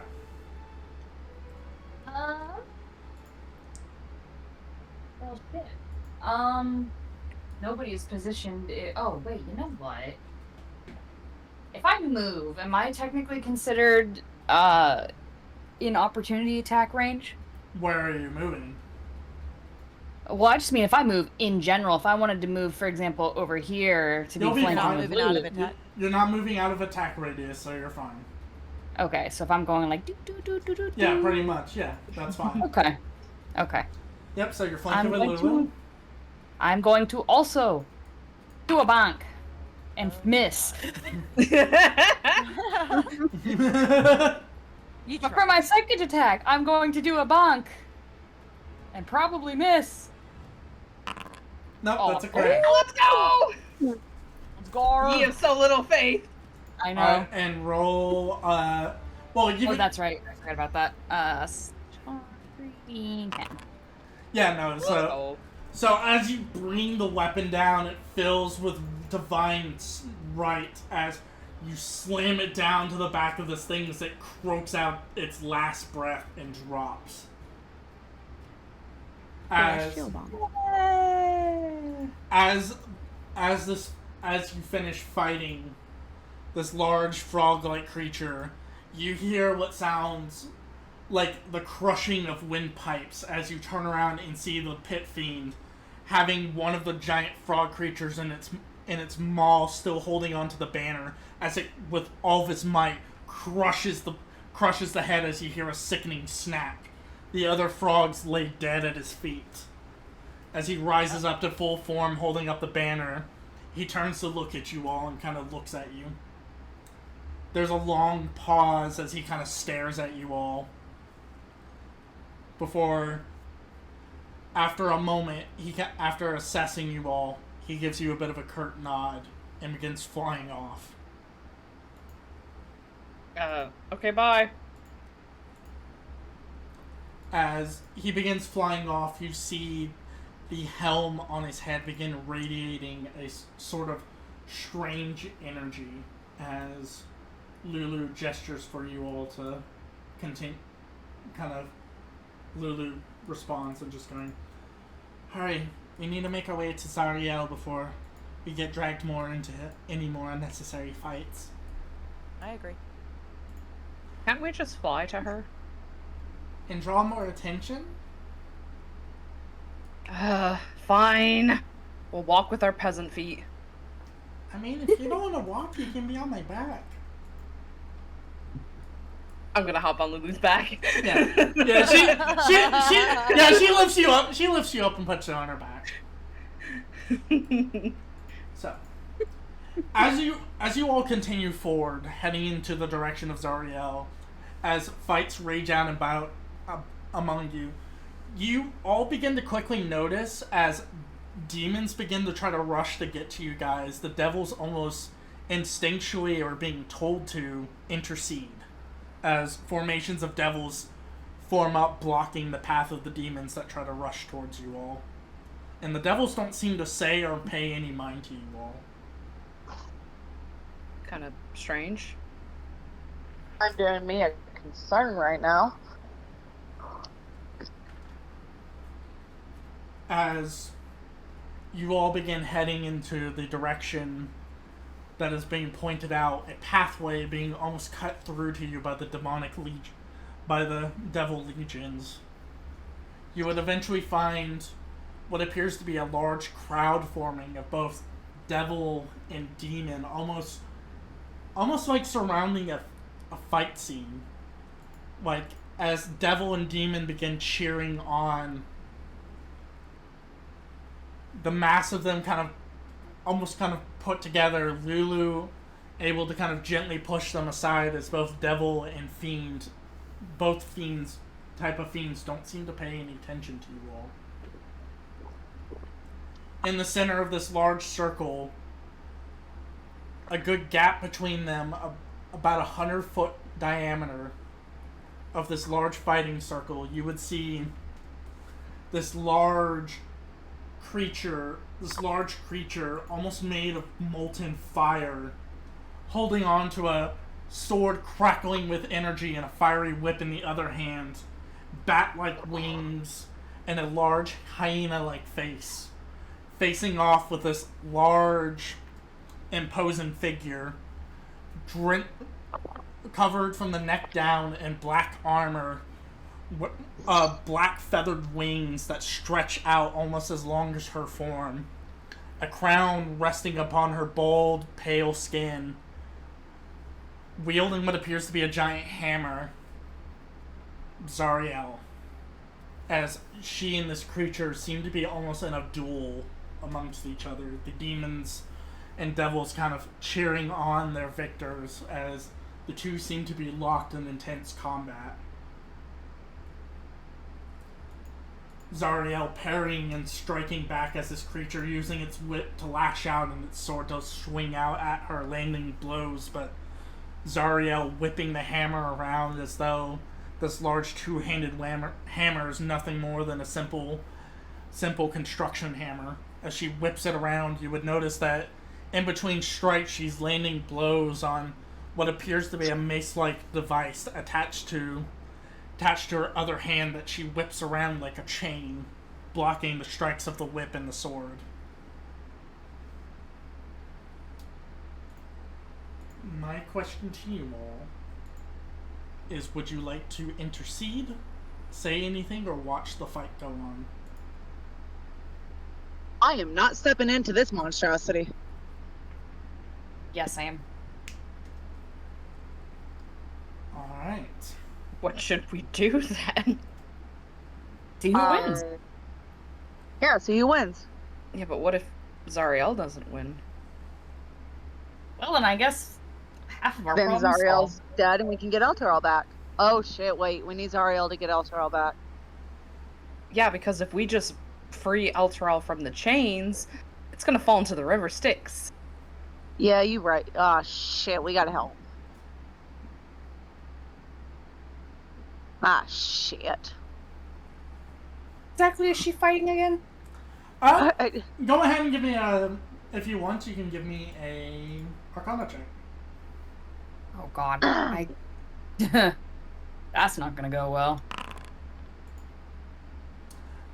Surprisingly, okay, I will. Well, surprisingly, you have a rough idea what this is, as you kind of take a look at it, and as you're staring at this hyena-formed like creature, you would recognize it as a Baelor. Which Baelors, Baelors are considered the demonic generals, not devils, but the demonic equivalent. So they're, to put it in perspective, if we're talking like devil hierarchy, pit fiends are at the top, and then they have their demons underneath them. If Baelors were devils, a Baelor, if I recall correctly, is just below a pit fiend in terms of power. Oh. Okay. But for like the demonic forces, they're not devils. This is a demon. So I don't know if we want to. What do we do? I don't know. Can we gauge from the fighting who looks like they're going to win? I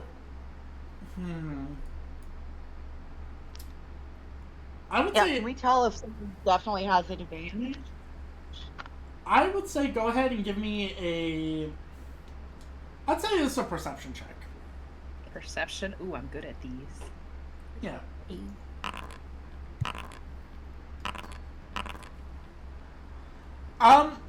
Judging from the way the fight is going, from what you can tell, they are trading blow from blow.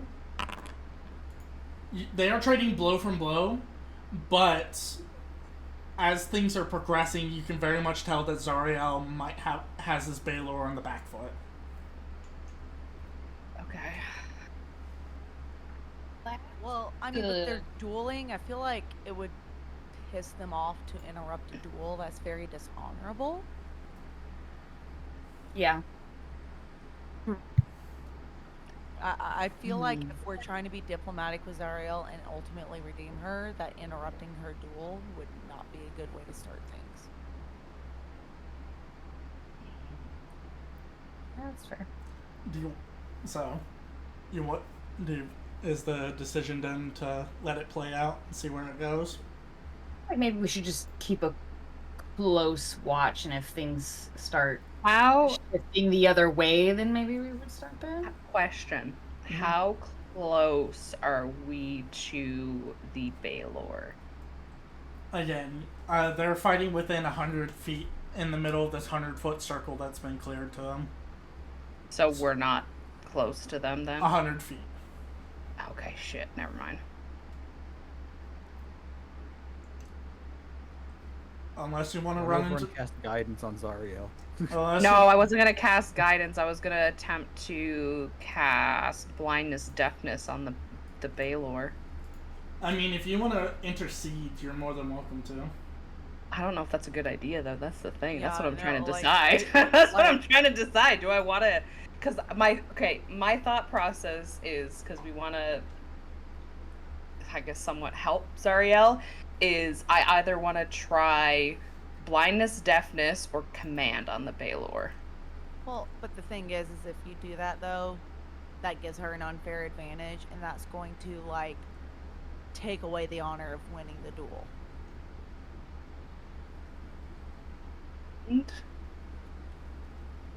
They're devils and demons. I don't really think they have honor. I mean, she does.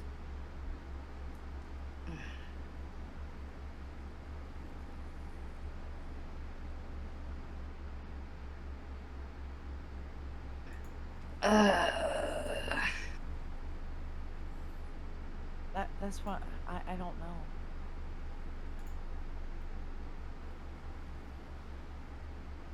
Well.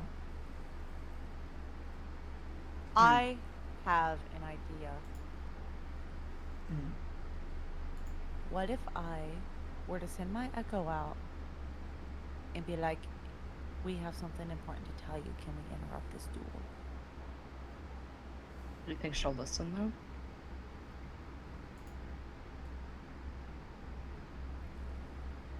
Oh, I'd have to touch her for that, damn. I don't know if she'd stop, because then that would be giving him an unfair advantage. Well, but it'd be a message to, like, the other thing would hear too and be like, I mean, it's worth a shot. At worst, they crush my echo. You know, at worst, they kill my echo, and yeah. Right. Just saying.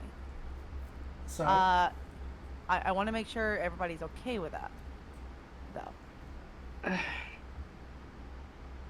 Because until I release this echo, I will be unable to do. I will have no idea what's going on around me.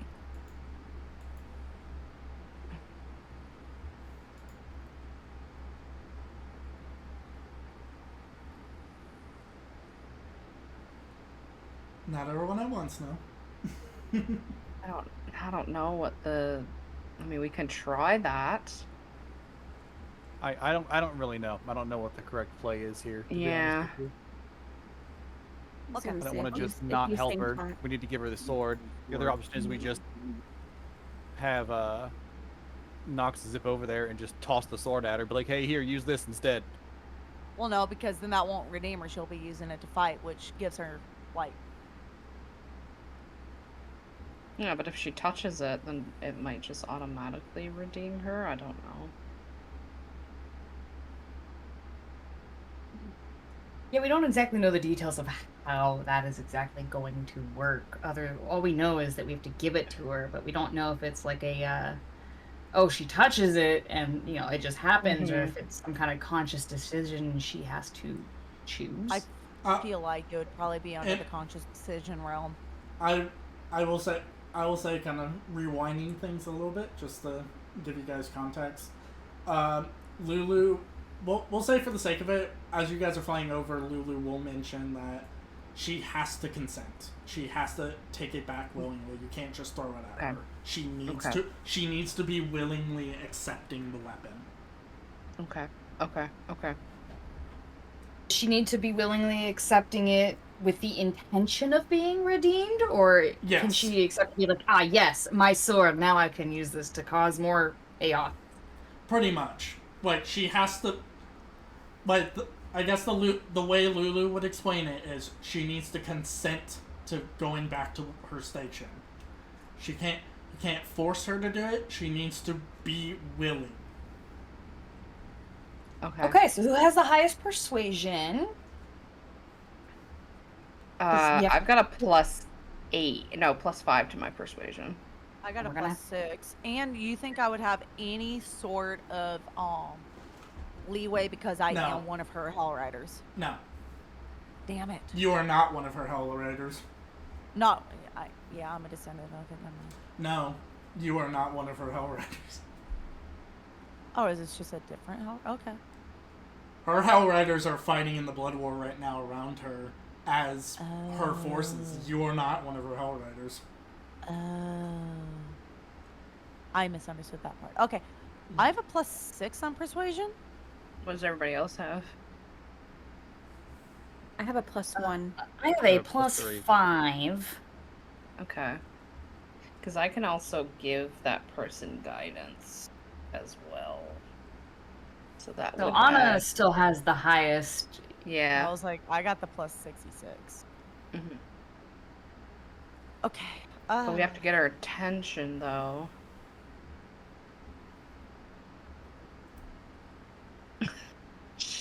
Okay. The battle's still going on while you guys are having this discussion. As Zariel is pushing this Baylor back.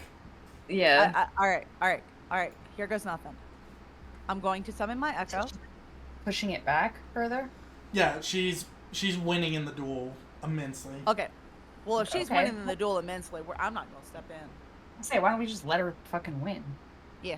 Just let her win. Alright.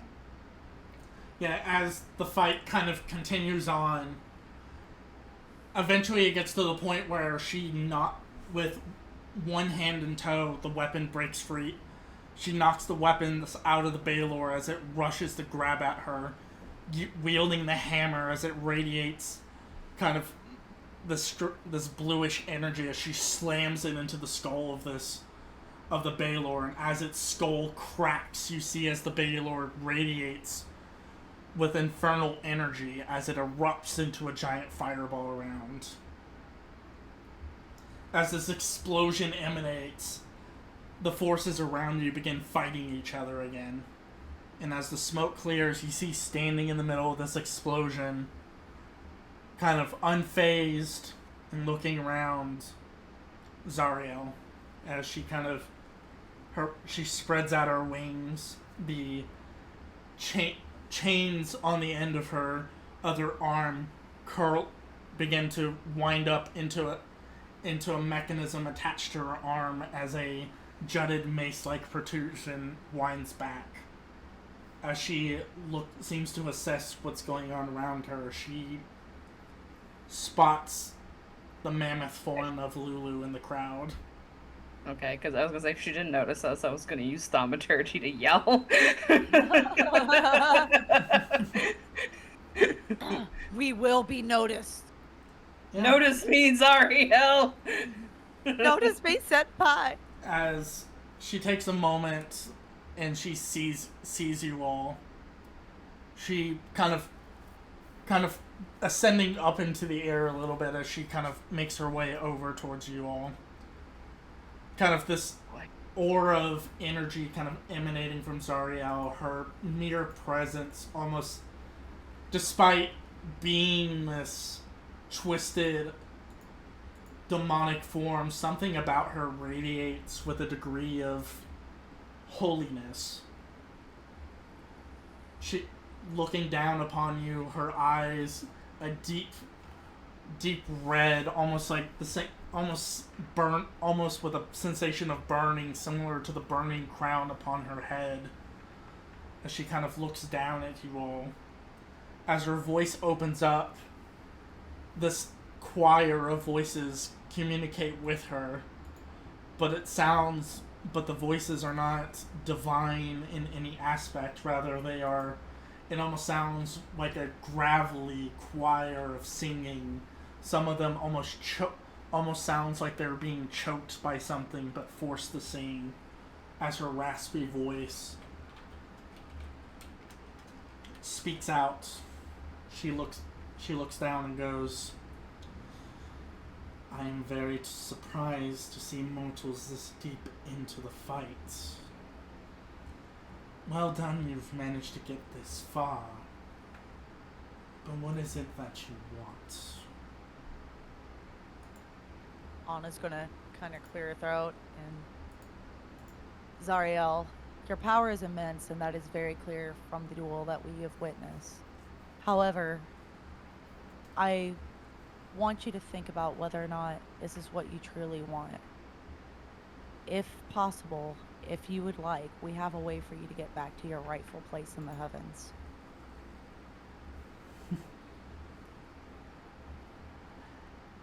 You can be free from your contract. You can be free from this bloodshed. You can be back in your rightful place. You see her kind of scowl a bit as you say these words, and she goes, "And you think I don't belong here? You don't think that my work down here is being accomplished? I'm doing what the celestial courts could not do for as long as they have been created. I am making a difference in the blood war. I am actually doing something. I am not watching devils damn souls to this endless war. I at least can put my weapons to use. And if you think you can come into this fight and talk down to me, you insignificant little ant, you best be willing to have weight behind your words," as she points her hammer at you. I would never think to talk down on somebody as glorious as you. I am a devout follower of Torm. I know of his teachings. I can only imagine the frustration you seek. All you want to do is help humanity, and I completely understand that. But I implore you, as one of the souls that you are trying to help with in this blood war, I please just humbly request that you consider coming back to the celestial courts to release our city and come back to saving us on Earth.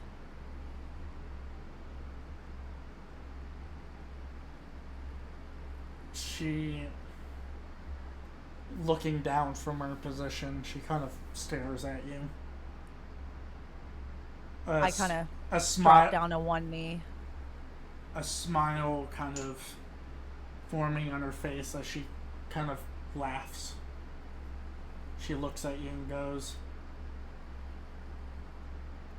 "Do you think that's it? Do you think you can just come down here, mewling like an animal, begging for food from its betters, and you think a simple prayer is going to convince me to break the deal I have with Asmodeus? Do you think that's all this is? A simple little ask? A simple little telling of, oh, my soul will be saved? I am looking at the long picture there, elf. I know what is going to happen if I return. They will sit there, look down, and not do anything. They will see that the abyss consumes the hells, and then the courts, then the material plane. And then what? Do we sit here and just die? Do we sit here and be slaughtered? Or do we sit here and hold up arms and give ourselves a chance to fight back against these?" As she points to the innumerable hordes of demons that are just these twisting creatures just bewing and moaning as they're ripping and tearing in the flesh. As she looks down, a scowl forming on her face, and goes, You cannot simply ask me to return with pity words. If I wished for honey words, I would surround myself with things far better than any of you. And you, as she raises her mace, her warhammer at Lulu, you think to come down here with petty little mortals with good intention in their hearts to plead for me to return back. I am not that simple to persuade, Lulu. We were friends, sure, but bringing me the equivalent of small, frightful children is not going to convince me on what is right! As she slams her weapon down to the ground, following suit. Raising it, you're going to have to try a lot harder to convince me. As we're going to switch the combat map. Oh, I had one more thing to say. Zariel's not going to listen. Oh, shit. Okay. Oh, boy. All right. Well, I tried. I mean, I was going to attempt to say something, but, you know. No. She's not listening at all? She's not listening at all. All right. She means for if you guys want to convince her, you're going to have to put in some legwork behind your words. I was going to tell her, what if we have a way for her to break her contract and decide how she wants to do this on her own? She's convinced in her way right now. So I'm surprised you guys didn't see this coming. I saw this. I didn't think we were going to completely avoid combat with her. Oh no, we were definitely going to have combat. I knew that. It was just, I was trying to just mitigate it as much as I could. Alright, I'm going to switch the...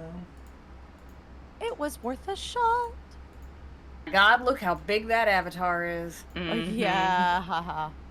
Wood smash. Wood yes. Smash. That is like goth mommy extreme. So Yeah, why isn't it okay, Con, in the picture you showed of her in her angelic form, why did her changing make her go bald? Because in the other picture she definitely had hair. Because hell Hell. has the She claws. just burned her hair off? Yes. She's wearing a flaming crown. Of course it burned her hair off. Alright. She's I gotta need be you- resistant. I need Go you ahead, all- Con. I was just going to say, go ahead and give me some initiative rolls as Oh boy. duke it out with Zariel. I love it here. I'm scared. Oh, poor Simon. On brand for Simon. On brand. Ugh. You know, oh god, her AC is 24. Oh, don't tell me that. Don't tell us that. Don't tell us that. You mean her initiative? Oh Yeah, no, that's sorry, her her initiative. Sorry, I did not mean to say. I don't know what her AC is. So, I hope it's not 24. as Zariel kind of brings that down, she, with rage in her voice, she is going to raise her hammer, and she's going to rush to the person that insulted her. Valid. As she is going to multi-attack. Valid. Oh. We'll start with the warhammer. Oh no. He has a Oh no. plus 16 to hit. All right, so the Forever. warhammer is going to do 59 damage, 16 bludgeoning, 53 fire. Hold on. Hold on. I've got something that's going to help me slightly. Well, it was nice knowing you guys. Yep. I mean, I'm dead either way, but I mean, it was nice knowing you guys. Okay. So, what is my proficiency bonus? Just how do I know what that is? Your proficiency bonus is 4. Okay, cool. I'm gonna use this.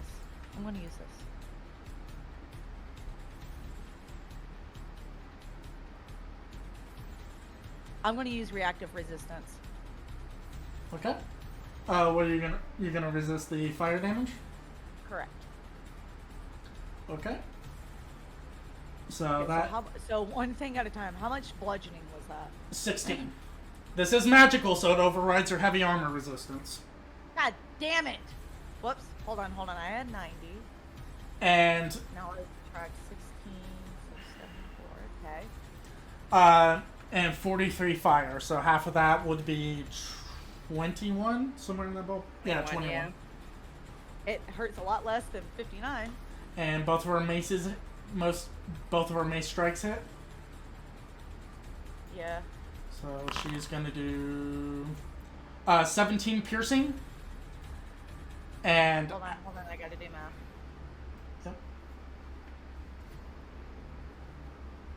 Yep. And 37 fire, so half of that is 18. Yep. And for the third strike, I'm down, guys. I don't know what. yeah. Oh my god. Yeah, she in one fell movement knocks on her ass. As she looks down on the crumpled form of Anna, she looks to the rest of you all and just goes, "I hope you had more conviction than her." And Sarah. Well, fuck me in the ass. I'm so scared. 1 second. Yeah, like That's a pain like this moment. I was gonna say, yeah, is wetting myself a free action? Yes.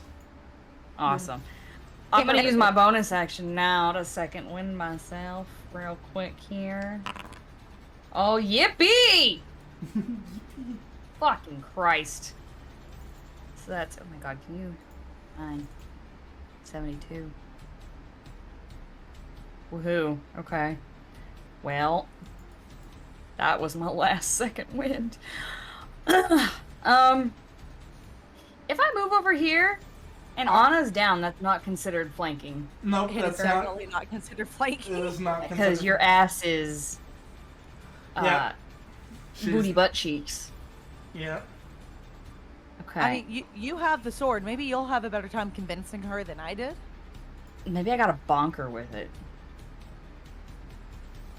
Well, I mean, I can't contribute anything to this conversation at this point because I'm gonna try and bonk her with her own sword and hope it does something. I Go. feel like she's gonna be completely fucking immune to it, but whatever.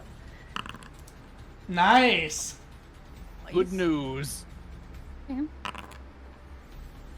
13 plus, I'm assuming you're two-handing it? Yes. So R3D10. So that's 44. So she takes. Okay. What? She takes 7. No, hold on. No, hold on. That was wrong. So. No, hold on. Let me give that back to her, and then I'm gonna give her the right amount.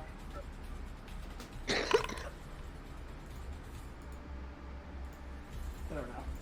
As you approach her, striking out with the sword breaking through her guard, as her blade cuts into her, you see her flesh kind of glowing with a resonance of divine energy, and as the sword pulls back, it turns back to this ashy darkened flesh as Zariel kind of turns her direction towards you. I'm gonna like stare her straight in the face, and then like I get my second attack. I'm gonna hit her with it again and miss. No, you're not. Nice. No, it's not nice. No, I just like you're making contact and you're just like, eh. Just miss. As you go to swing, she parries the blow with the warhammer.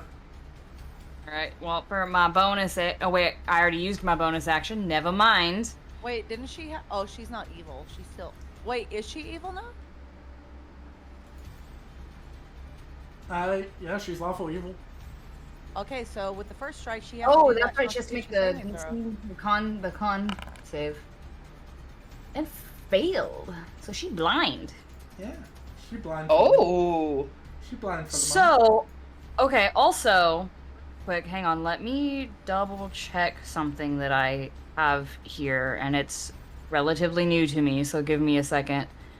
Can you action surge?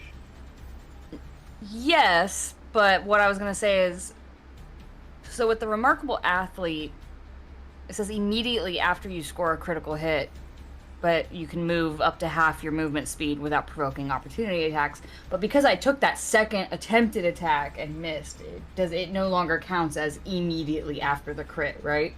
I would assume I would say you'll be able to move back if you want to. Okay. I'll give you that since you didn't really notice it until now. Okay.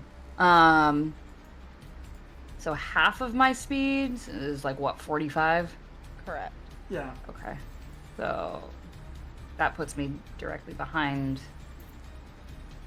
I'm gonna go over here. As you kind of flashbang her and kind of begin running off.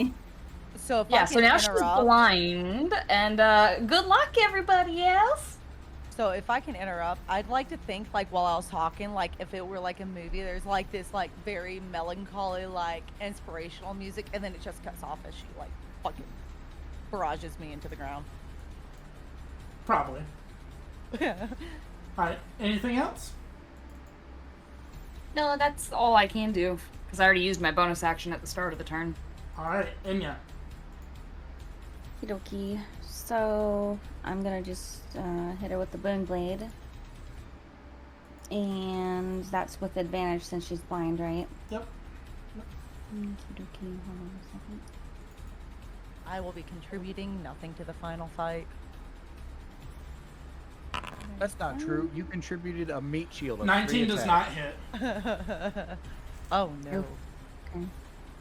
Oh no. As you try to lash out at her hellforged armor protecting her form.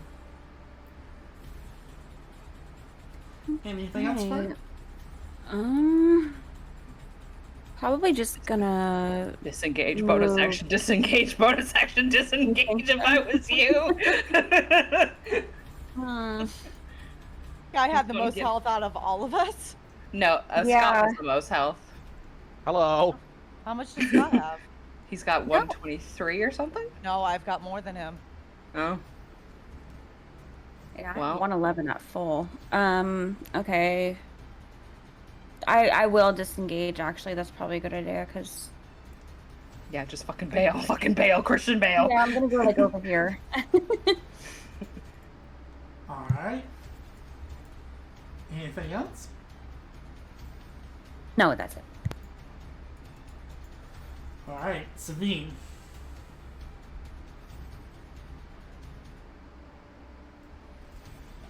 I know she can't see me. But I'm gonna look at her and go, I know what it's like to feel like you're trapped in a deal. And feel like this is the only option that you have is to lean into what you thought and have been told is the only route that you have. But I'm telling you, there is another way to do what you want to do without being bound to Asmodeus. And if you're willing to try, I'm willing to help you.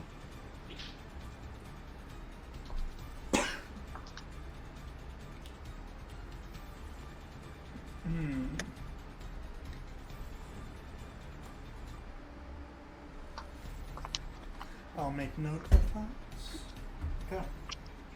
And bonus action, because I'm assuming that was my action to speak to her.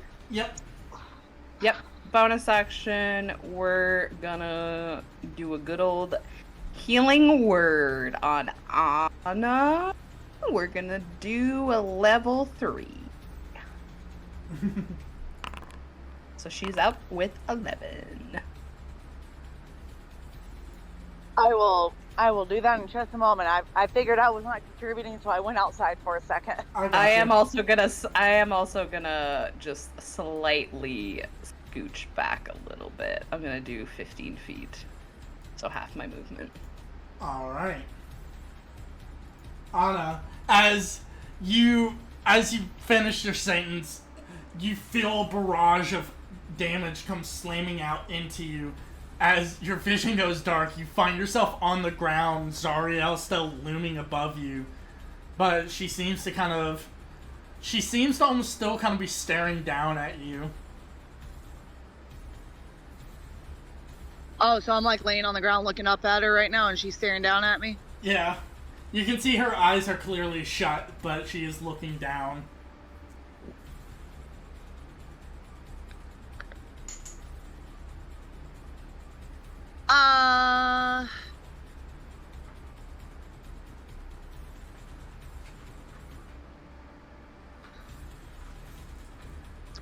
I'm going to tell her, if this is what you truly want to do for us, we have something that will help you with it. Don't do it because Asmodeus is making you do it, because you want to do it yourself.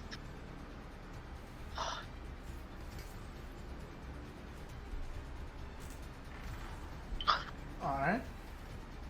And I'm just going to stare her dead in the face. Alright, not gonna move or anything? I'm going to summon my echo right behind me just to have it ready. Alright. Anything else? No. Alright, Lulu. Lulu's gonna kind of let out a pain, just kind of trumping and just go, please, Sariel, listen to them. They know what they're talking about. They won't. This is not the way. You are not who you are not who you were meant to be. As she's gonna extend a trunk out and she's going to touch Anna and give her a protection from evil and good. Hell yeah, let's go. And that is going to be Lulu's turn. Simon. Okay. Time to use spells I've never used in this campaign before because they've not been relevant so far in our current adventures. First off, bonus action, I'm going to summon an Eldritch Cannon that you haven't seen before. Oh. This is Protector. When I summon it, anybody within 10 feet of it gets 1d8 plus 5 temporary hit point. Oh, when I want to summon it? We're going to plop that right between Anna and I. And we're both going to go ahead and get that. I'm gonna roll for how much it actually gets us. 12. We get 12 temporary hit points. Nice. Yeah. Colin, are you putting that all? Because I haven't gotten back inside yet. I got you. Thank you. I'm coming back in now. Yep. I'm gonna move here. I'm going to put a hand on his shoulder and say, "Yeah, this is the best I got. Have fun, kid." And I'm gonna cast haste, and I'm gonna run behind everyone else.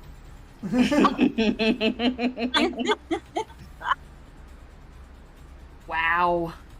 Nice. What do you want me to do? What do you want me to do? I got nothing. I can't convince her. The best I can do is cast haste, and Sanctuary is a bonus action. I can either make Penelope or I could give you haste. Penelope. It's a protector. Penelope the protector. No, that makes sense. I like it. I like it. I like it. Let me have my little tiny turret. No, I like it. I'm not making fun of you. I like it. I have a whole toolbox. I've never been able to use it because all we've done is blast things to death in this campaign. No offense, Con. I'm not like pitching it all or anything. I've not gotten to use a toolbox very much, and I now can. Yeah, no, it's fine. Yeah, as Zariel stands there for a moment, it's kind of... She's going to stand there for a moment as... You watch as she, You know what? She's gonna... You watch as she, stands there for the moment, and as she stands there listening to what you have to say,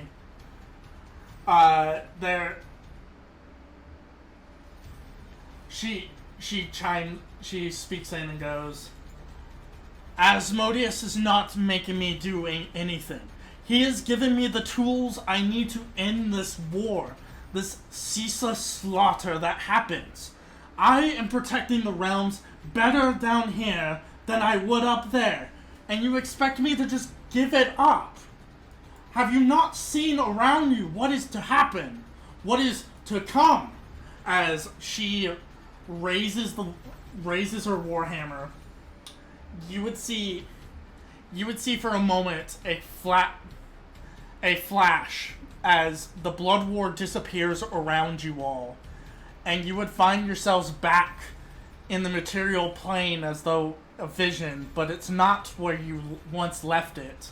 It is torn, ravaged, as bodies strewn about, demons everywhere, ripping and tearing.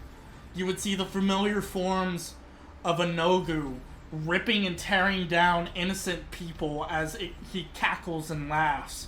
You would see other monstrous things roaming the streets, tearing into different locations as your visions flash from different location to location. From Netherwinter to Baldur's Gate, all these notable locations you would see flashing into your heads, burnt, ravaged, torn apart by demons. As your vision comes back to the battle you were, Zariel once again. I am preventing the future that is to come that happens, and Asmodeus has provided us the rights and the means to do it. And you would deny me such! And she is going to cast Wall of Fire and encase everyone in a circle around her.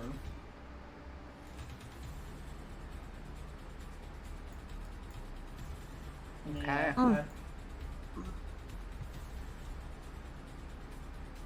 As she is going to draw this, as she's going to make the circle as wide, as large as she can, as fire erupts around you, as a means for, as she's making it very clear, you're not going anywhere.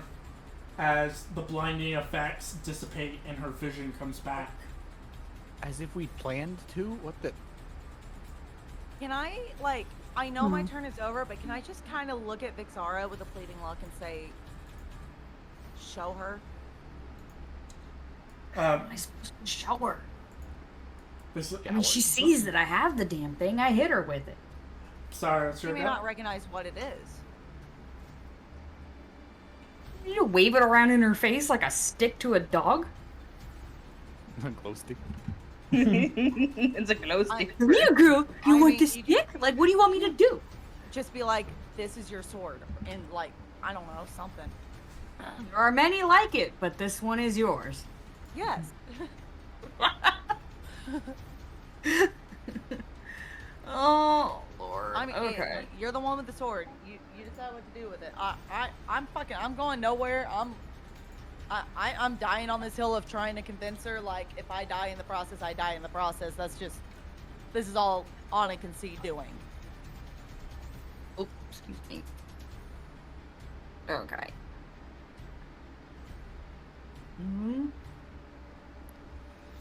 I'm gonna skippity bop. Oh, right there. And you are barely alive, but I am flanking with you now. Yes. Yes. Theoretically. Okay. I'm going to try to bonk. Two-handed. And miss. And hella miss. Hella miss. I'm gonna try my second attack. Two bonk, two-handed. Hits. Okay. Homage. Wow. Nox. Yes. Can I highlight part of the sword that you might be able to use that doesn't seem pretty important but could be important? The fact that it's sentient. And it communicates by transmitting emotion. No, I saw that. The creature transmits- carrying or Oh, wielding it. Or, yeah, carrying it or wielding it, so that doesn't do much in terms of it communicating to her unless we can get her to Unless take you it, give her but the- unless she's gonna take it with the intent of redeeming, handing it over to her is not a good idea.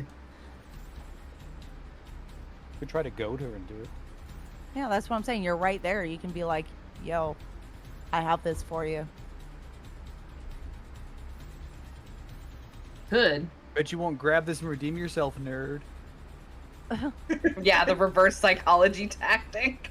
I know, I guess no you're way too you're, much of a no way pussy you're to mentally strong redeem enough to grab yourself. this and not turn. I mean, at this point, like, we're not going to be able to kill her. Let's just. Oh, no, not at all. Yeah. So you might as well at least try to give it to her and see what she does with it. At worst, she's going to. Slaughter us all? Yes. I mean, she's going to do that anyways. But I'm dying either way. You might as well. I don't know. Let- I would let- try giving let- it to her to please see if let it does let anything. her make her decisions. Okay. Yeah. Input there's input is nice, but let her make her own decision. Well, yeah, no, it's your decision in the end. That's just my input. Well, talking to her like that takes an action, which I've used both of mine at this point. So, All right. she does need to make her saving throw.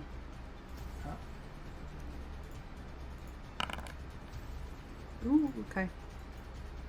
Yeah. As you, if you kind of slash at her, the glowing energy, she kind of, as she doesn't seem phased by it. Will that be all? Did you apply that damage already or no? I did. Okay.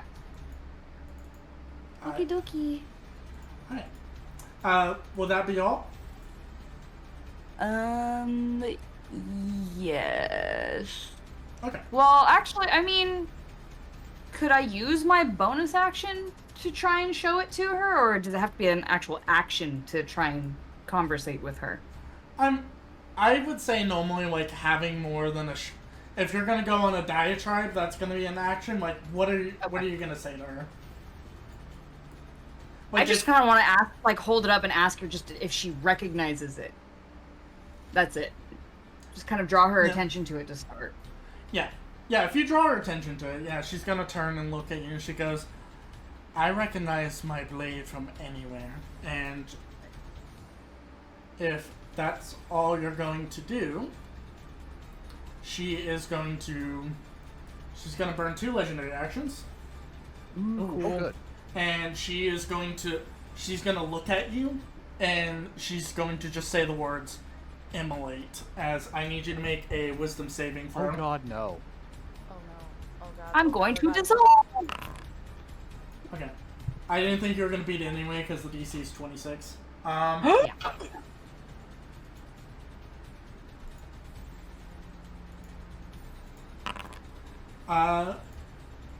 So half of 13.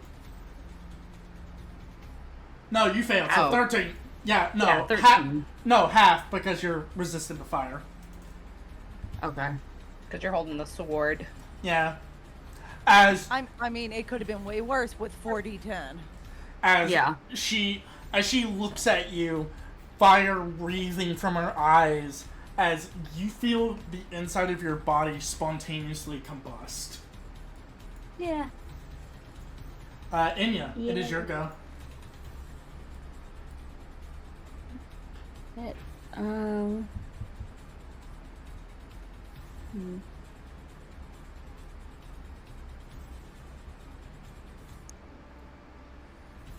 I don't really know.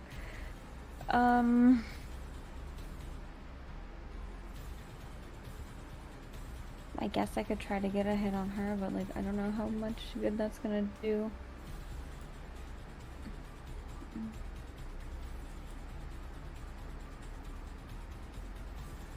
Fuck it, we ball. I'm gonna go move up to her.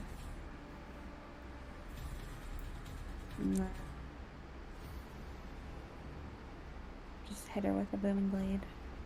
I believe. So go ahead and give me an attack roll real quick. See if it lands. Nope. Nope. As you once again try to stab into her. Anything else from you?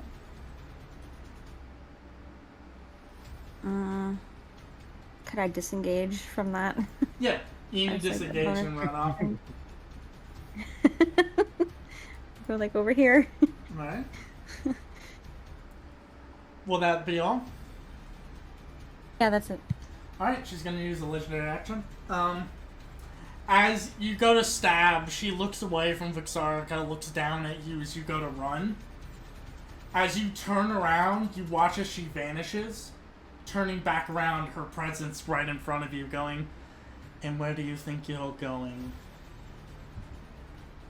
Oh boy. Sabine.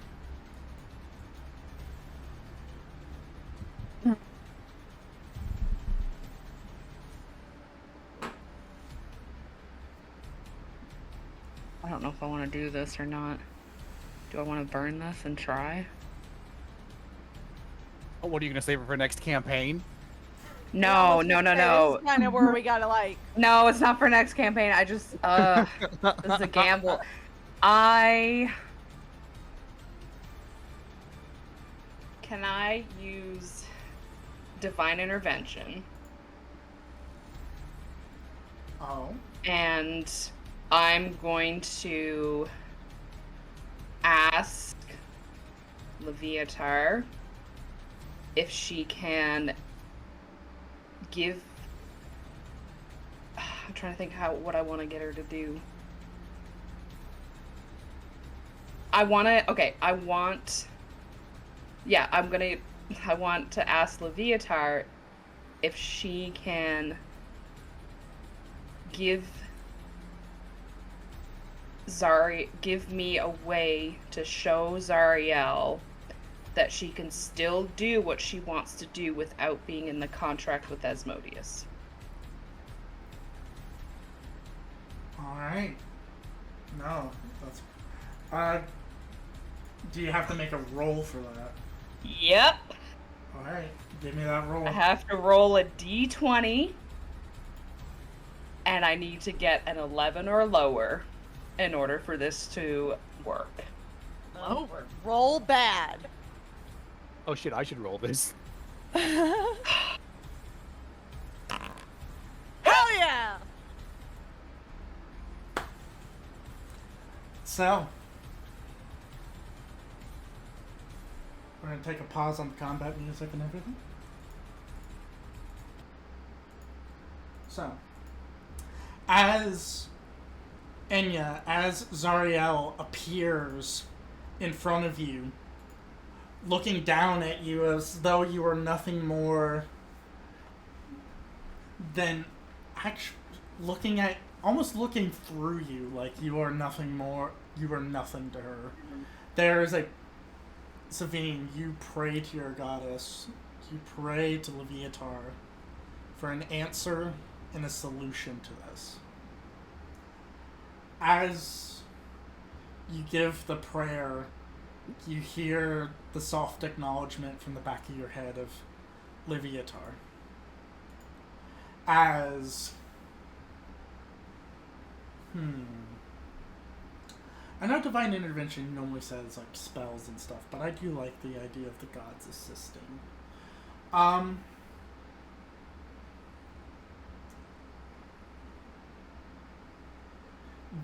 There is a pause in everything as time itself seems to slow down. The blood war stops behind you all. As you hear what sounds like the throes of almost kind of the movement of someone wearing something rather leathery, as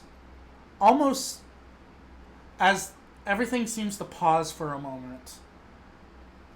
You all turn your attention to what appears to be a crafted, almost similar to the angel you had met before the Bleeding Citadel, this perfectly formed figure dressed in what could be barely described as scantily clad. Wings that are a mixture of feathers as well as other, with small implements in, as an avatar descends down, kind of looking at Zariel. A look of acknowledgement kind of comes from Zariel. She recognizes and she kind of looks around for a moment to look and kind of stares at you, Savine, realizing, goes, and you brought one of the dead three's and you brought one of the followers of the dead three's whores. She kind of looks towards this avatar. The avatar kind of not paying any mind to him, going, Zariel, you've caused quite a lot of trouble in the celestial courts. A lot of attention that is not needed or required. You've sold your allegiances to Asmodeus, but you really think that this is the picture? Do you not think the celestial courts held you back for a reason? As the visions cut back to the site of what Zariel projected, the site of slaughter abound by demons, as the avatar kind of looking back, going, and you think this is all that is going to happen? And you think this is all that is going to happen if the devils win? The reason why we don't allow such things is because of this. As she snaps her fingers, the vision changes, and no longer is it the streets of Baldur's Gate, but rather there is almost this kind of edifice cave as you see the bodies of large entities, almost maddening to look at. But you would also see flashes of Zariel striking down the last of these creatures, a smile on her face as she's then suddenly stripped without warning her powers, and then jumped upon by legions of her own troops. As the visions fade, and you would see more and more sights of devils taking over the material plane, devils taking other locations, including Mount Celestia, gods slaughtered and sitting upon the throne of Primus, the neutral god of knowledge and intellect, is a grinning red figure. Smile on his face, like all was meant to go to plan. As the visions fade, there is a look of astonishment on Zariel's face as the avatar, with a soft smile, kind of goes, "You have your choice to make, Zariel. These mortals have presented you the logic and reason that you are too blind and too bloodthirsty to see. Make sure you make the right choice." As the avatar kind of looks back, kind of looks down at you, Savine, kind of kneeling down, shrinking her form to where she's eye level with you. A soft smile on her face as her hand goes up to simply caress your hair once and goes, "Keep on. Keep with your worship." She smiles upon you as the figure vanishes. As time itself seems to continue, there's a moment where Zariel stops. She drops the warhammer and drops to her knees, kind of looking down, almost processing everything.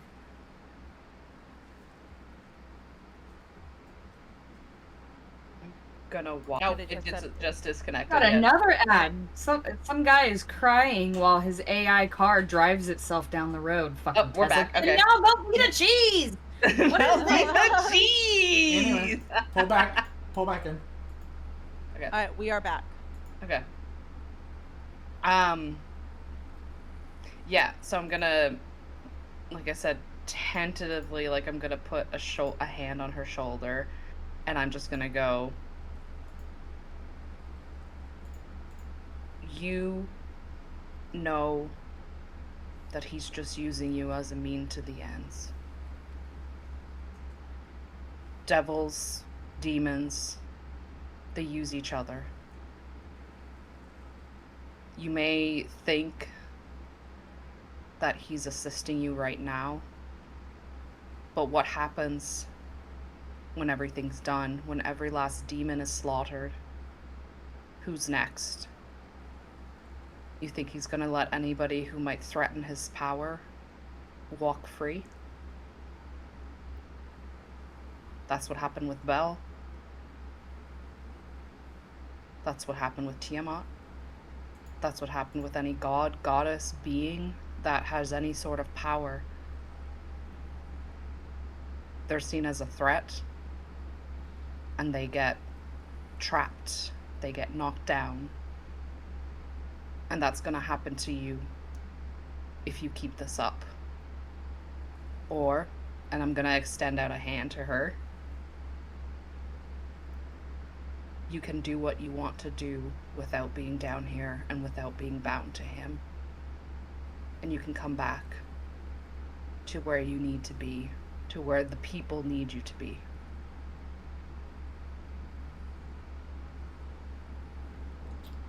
I'm gonna say go ahead and, with that divine intervention coming into play and everything,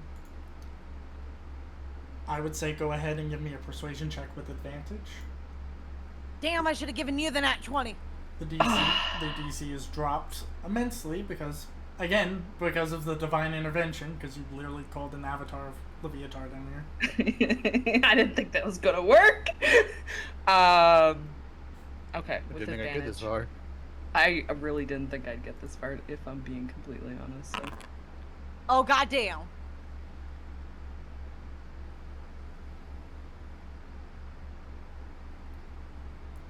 She, after a moment of processing,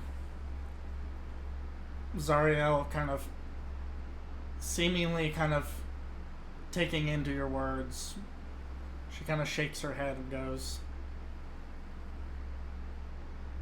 "You're right." She kind of begins standing up. I've been caught so long into thinking that I could make a difference in this war. Probably could, with the right amount of souls and everything, but this is not the path. This is not the way to do it. I thank ye, mortals, all of you. She kind of looks towards Vixara and kind of makes her way over gently. I'm sorry for what you had to do to bring this weapon to me. If it brings you any comfort, you will find comfort in the court of Torm along my side with me in Mount Celestium. You will have a family there. Your sister is also welcome there too, when her time comes. She kind of extends out her hand, kind of gesturing for the sword. Out of character, I'm really hoping she's not fucking lying and gonna just turn on. She's gonna... Snaps that shit She's like not a really- twig. Psych, bitch, I'm kidding. Yeah, dude. With the way things go, like I said, it's out of character. The way things have gone. That would be a waste of a divine intervention, and I would flip my desk. The urge Right? to high five her when she has her hand held out.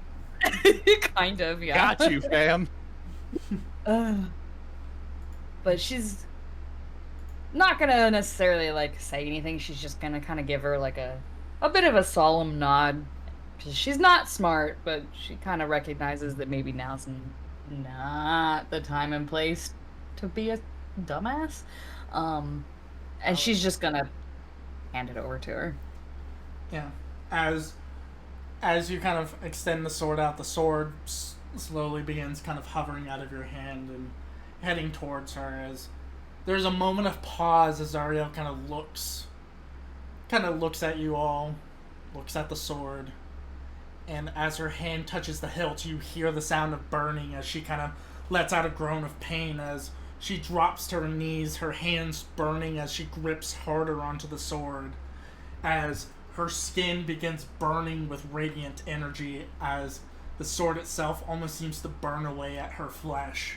As she grips tighter and tighter onto the weapon, she gasps in pain, and through a mixture of sorrow and joy, she begins proclaiming an oath.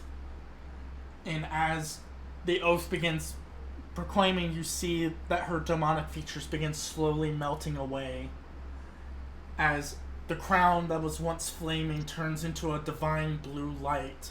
Hair begins forming back on her head. Black feathers turn a cerulean blue. As she ends her proclamation, I, Sardian, supplicant myself before the holy lights of justice. If it should to accept me, I vow to take up this blade once more in its service.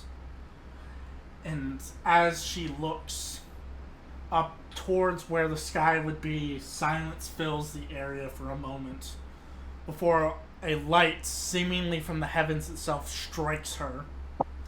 And as she is bathed, her features once again burning away as her angelic form is restored as she takes to the sky, her wings glowing as she irradiates into the sky as though a second sun has appeared.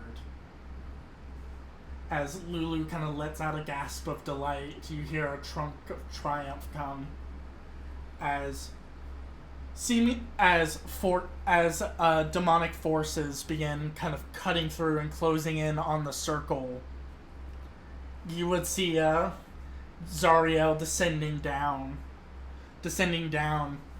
looking at every one of you and goes, "I will get you back to where you need to be. Just hold on for a moment," as you are suddenly all blind. You guys are all blinded by a flash of light, and you find yourselves in the ruined streets of Elturel, the companion hanging up above as lightning strikes, the chains holding. You feel the ground shaking as devils and demons begin filling the streets, kind of almost rushing towards you, Lulu standing in defense of you all. As Zariel begins flying up to the companion, lightning striking at her, but she seeming to shrug it off. As, with her blade, you watch as she cuts each of the chains. And as, instead of falling, Elturel finds itself suspended as the energy that surrounds the companion slows down. And you see the companion for what it truly is. A giant metallic capsule with arcane runes etched all around it. And as the final chain drops, a hissing can be heard as the orb opens up. And coming out of it, you see another angelic being covered in chains as Zariel cuts each of the chains off this immaculate figure as he looks up at her. As they give a solemn smile, light shines over Elturel, blinding everyone as demons begin burning away from divine energy. And with a final snap, everything goes to white. And as everything goes white, and it feels as though this is the end, you all begin to feel and smell sensations that you haven't smelt in a while. You smell fresh air. The sounds of the river flowing through near Elturel fills your ears. As the light recedes back, the still smell of smoke and brimstone clings to Elturel, but you smell life as the sounds of birds emanating as some begin flying through. People begin coming out of what appears to be hiding places as you find yourself standing in the middle of Elturel. The large planetar kneeling down in front of the form of Zariel and Lulu. As mortals come out from their hiding places looking around, you all stare at this sight. There's a moment where Lulu in her Hollyphant form kind of tugs at Zariel, kind of gesturing to you all, as Zariel, with a soft smile on her face, approaches you all.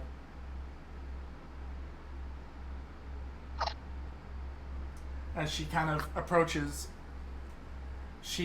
her form shrinking down to a more mortal size for you guys to look eye level with her. You're surprised to see as she draws her weapon, strikes it to the ground, and kneels in front of you. Oh. This darkness, this chapter has come to an end. And I must say this is a brighter end than I was expecting my fate to be. Thank you all. Your selflessness will live forever in my memory. As Lulu kind of comes over and she goes, "You'll live in mine too." As her tone kind of remains somber and she kind of standing up from her kneel, she goes, "Just know that we are now on common ground. Asmodeus will not let this deed go unpunished, but if you're ever in any need of me," as she kind of goes, and you watch as a few of her feathers kind of, as she moves her hands over, and fall out. She hands each of you one of these cerulean blue feathers. If you ever need me, hold this feather aloft and invoke my name, and I shall come to you. She hands you all. So this feather lets you cast Planar Ally as an action, and it will specifically summon Zariel and Lulu to you. As she kind of smiles, she goes, I'm needed elsewhere, friends, but take time and take heed of what you've done. Help the city rebuild, and I will see you all again someday. As she kind of looks towards you all, and with Vixara, she kind of when she looks and says that, it almost seems to have something about it to you, almost emanates a level of soonness, a finality. And as Zariel begins flapping off, Lulu turns into her giant mammoth form as her tusk wraps her trunk wraps around you all to give you a warm hug. Oh. As she smiles at you all and she goes, I will hopefully see you all again someday too. She kind of lets it down as she flaps after Zariel, a portal opening where you would see the ever so shadowing distance of a tall mountain. As Zariel flies her way through it, Lulu follows, and before the portal shuts, she turns around in her Hollyphop form, shifting back and waving goodbye as the portal shuts. The day hangs over El Terrell, back in the material plane, and as the mortals, as you all witness what can be best considered a divine event, you would see the corpses of those that were once dead come back, healthy and full of form, as reunions fill the streets of El Terrell, and you are all held as heroes, saviors of El Terrell, and the divine friend of Zariel. And that, my friend, is where the story ends. As you all have saved El Terrell from a very unpleasant fate, and you have redeemed Zariel. Well done. Yay. Damn. I almost died. I better get a pay raise for this. I want to thank you all again for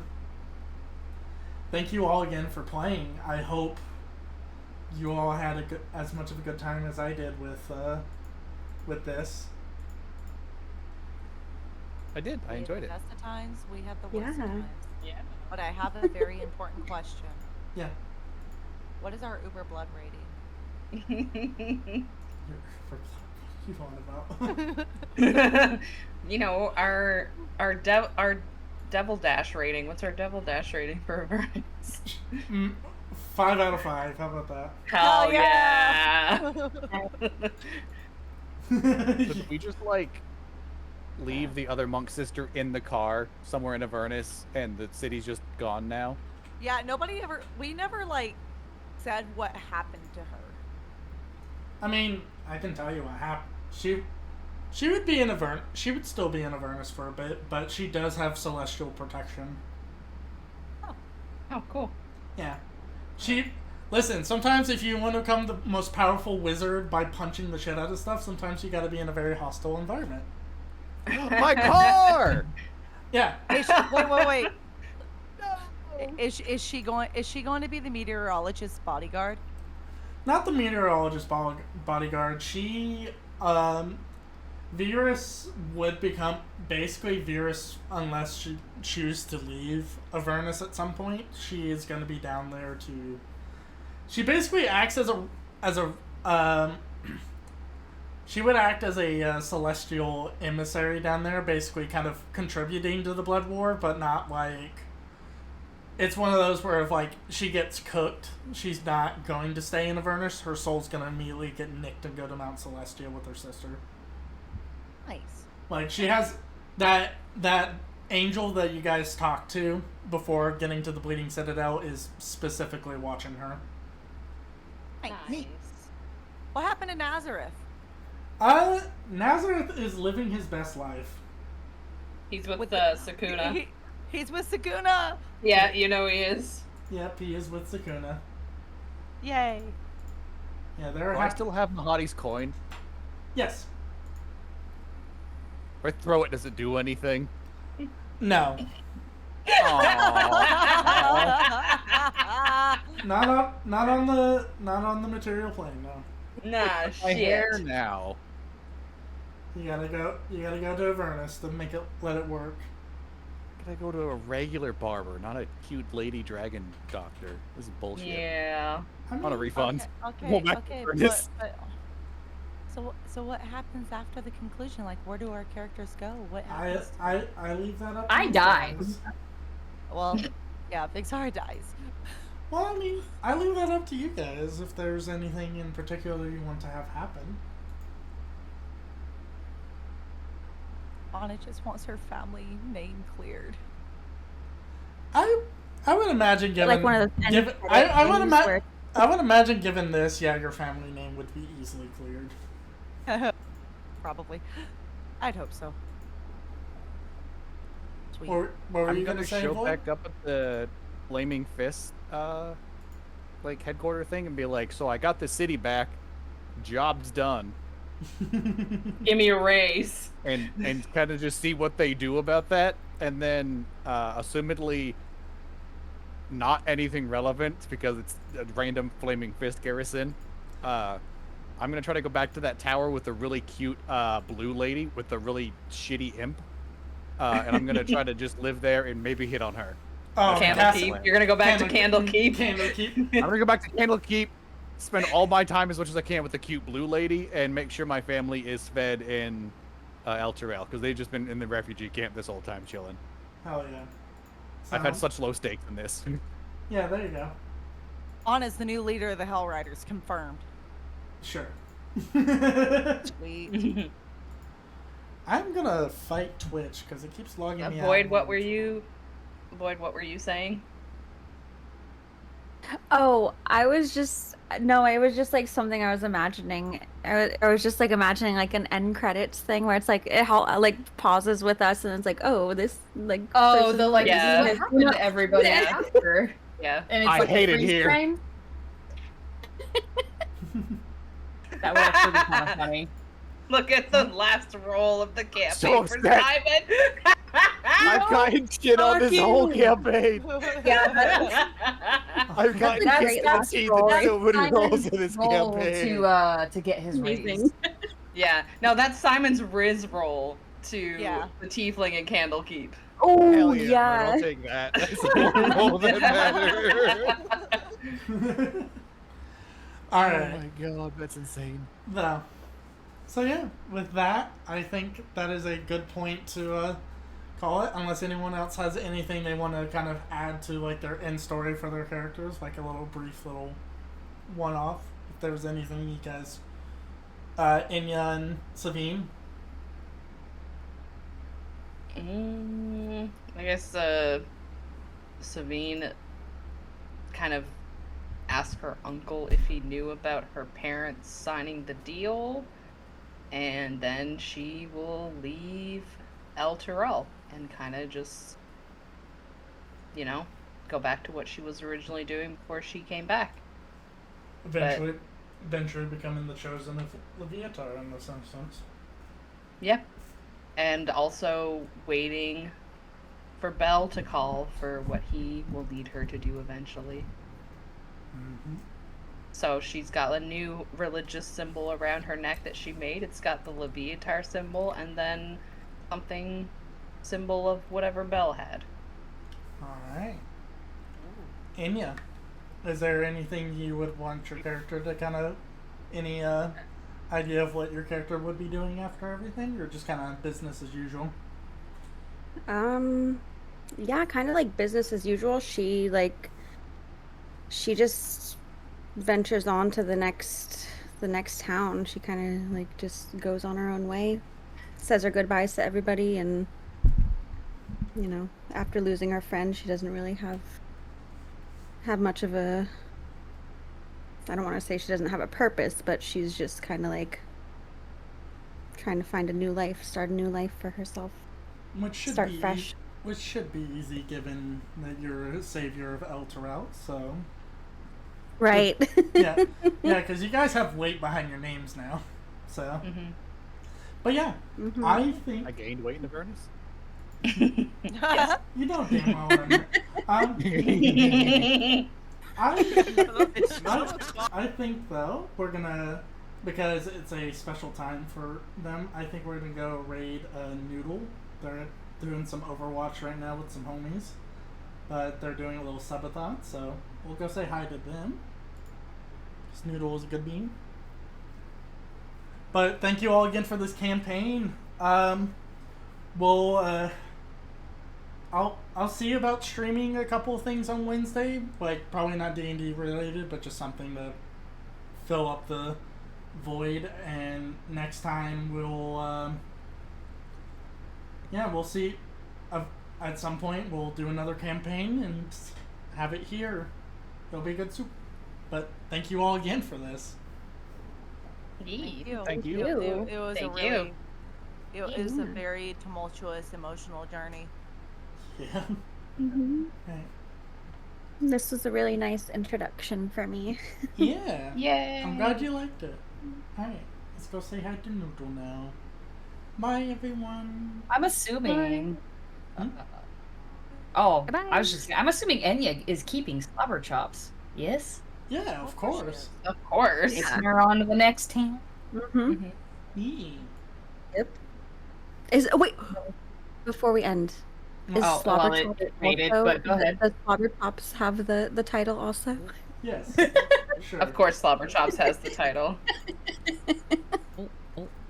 Okay, did you raid out? Good. I did. Yeah.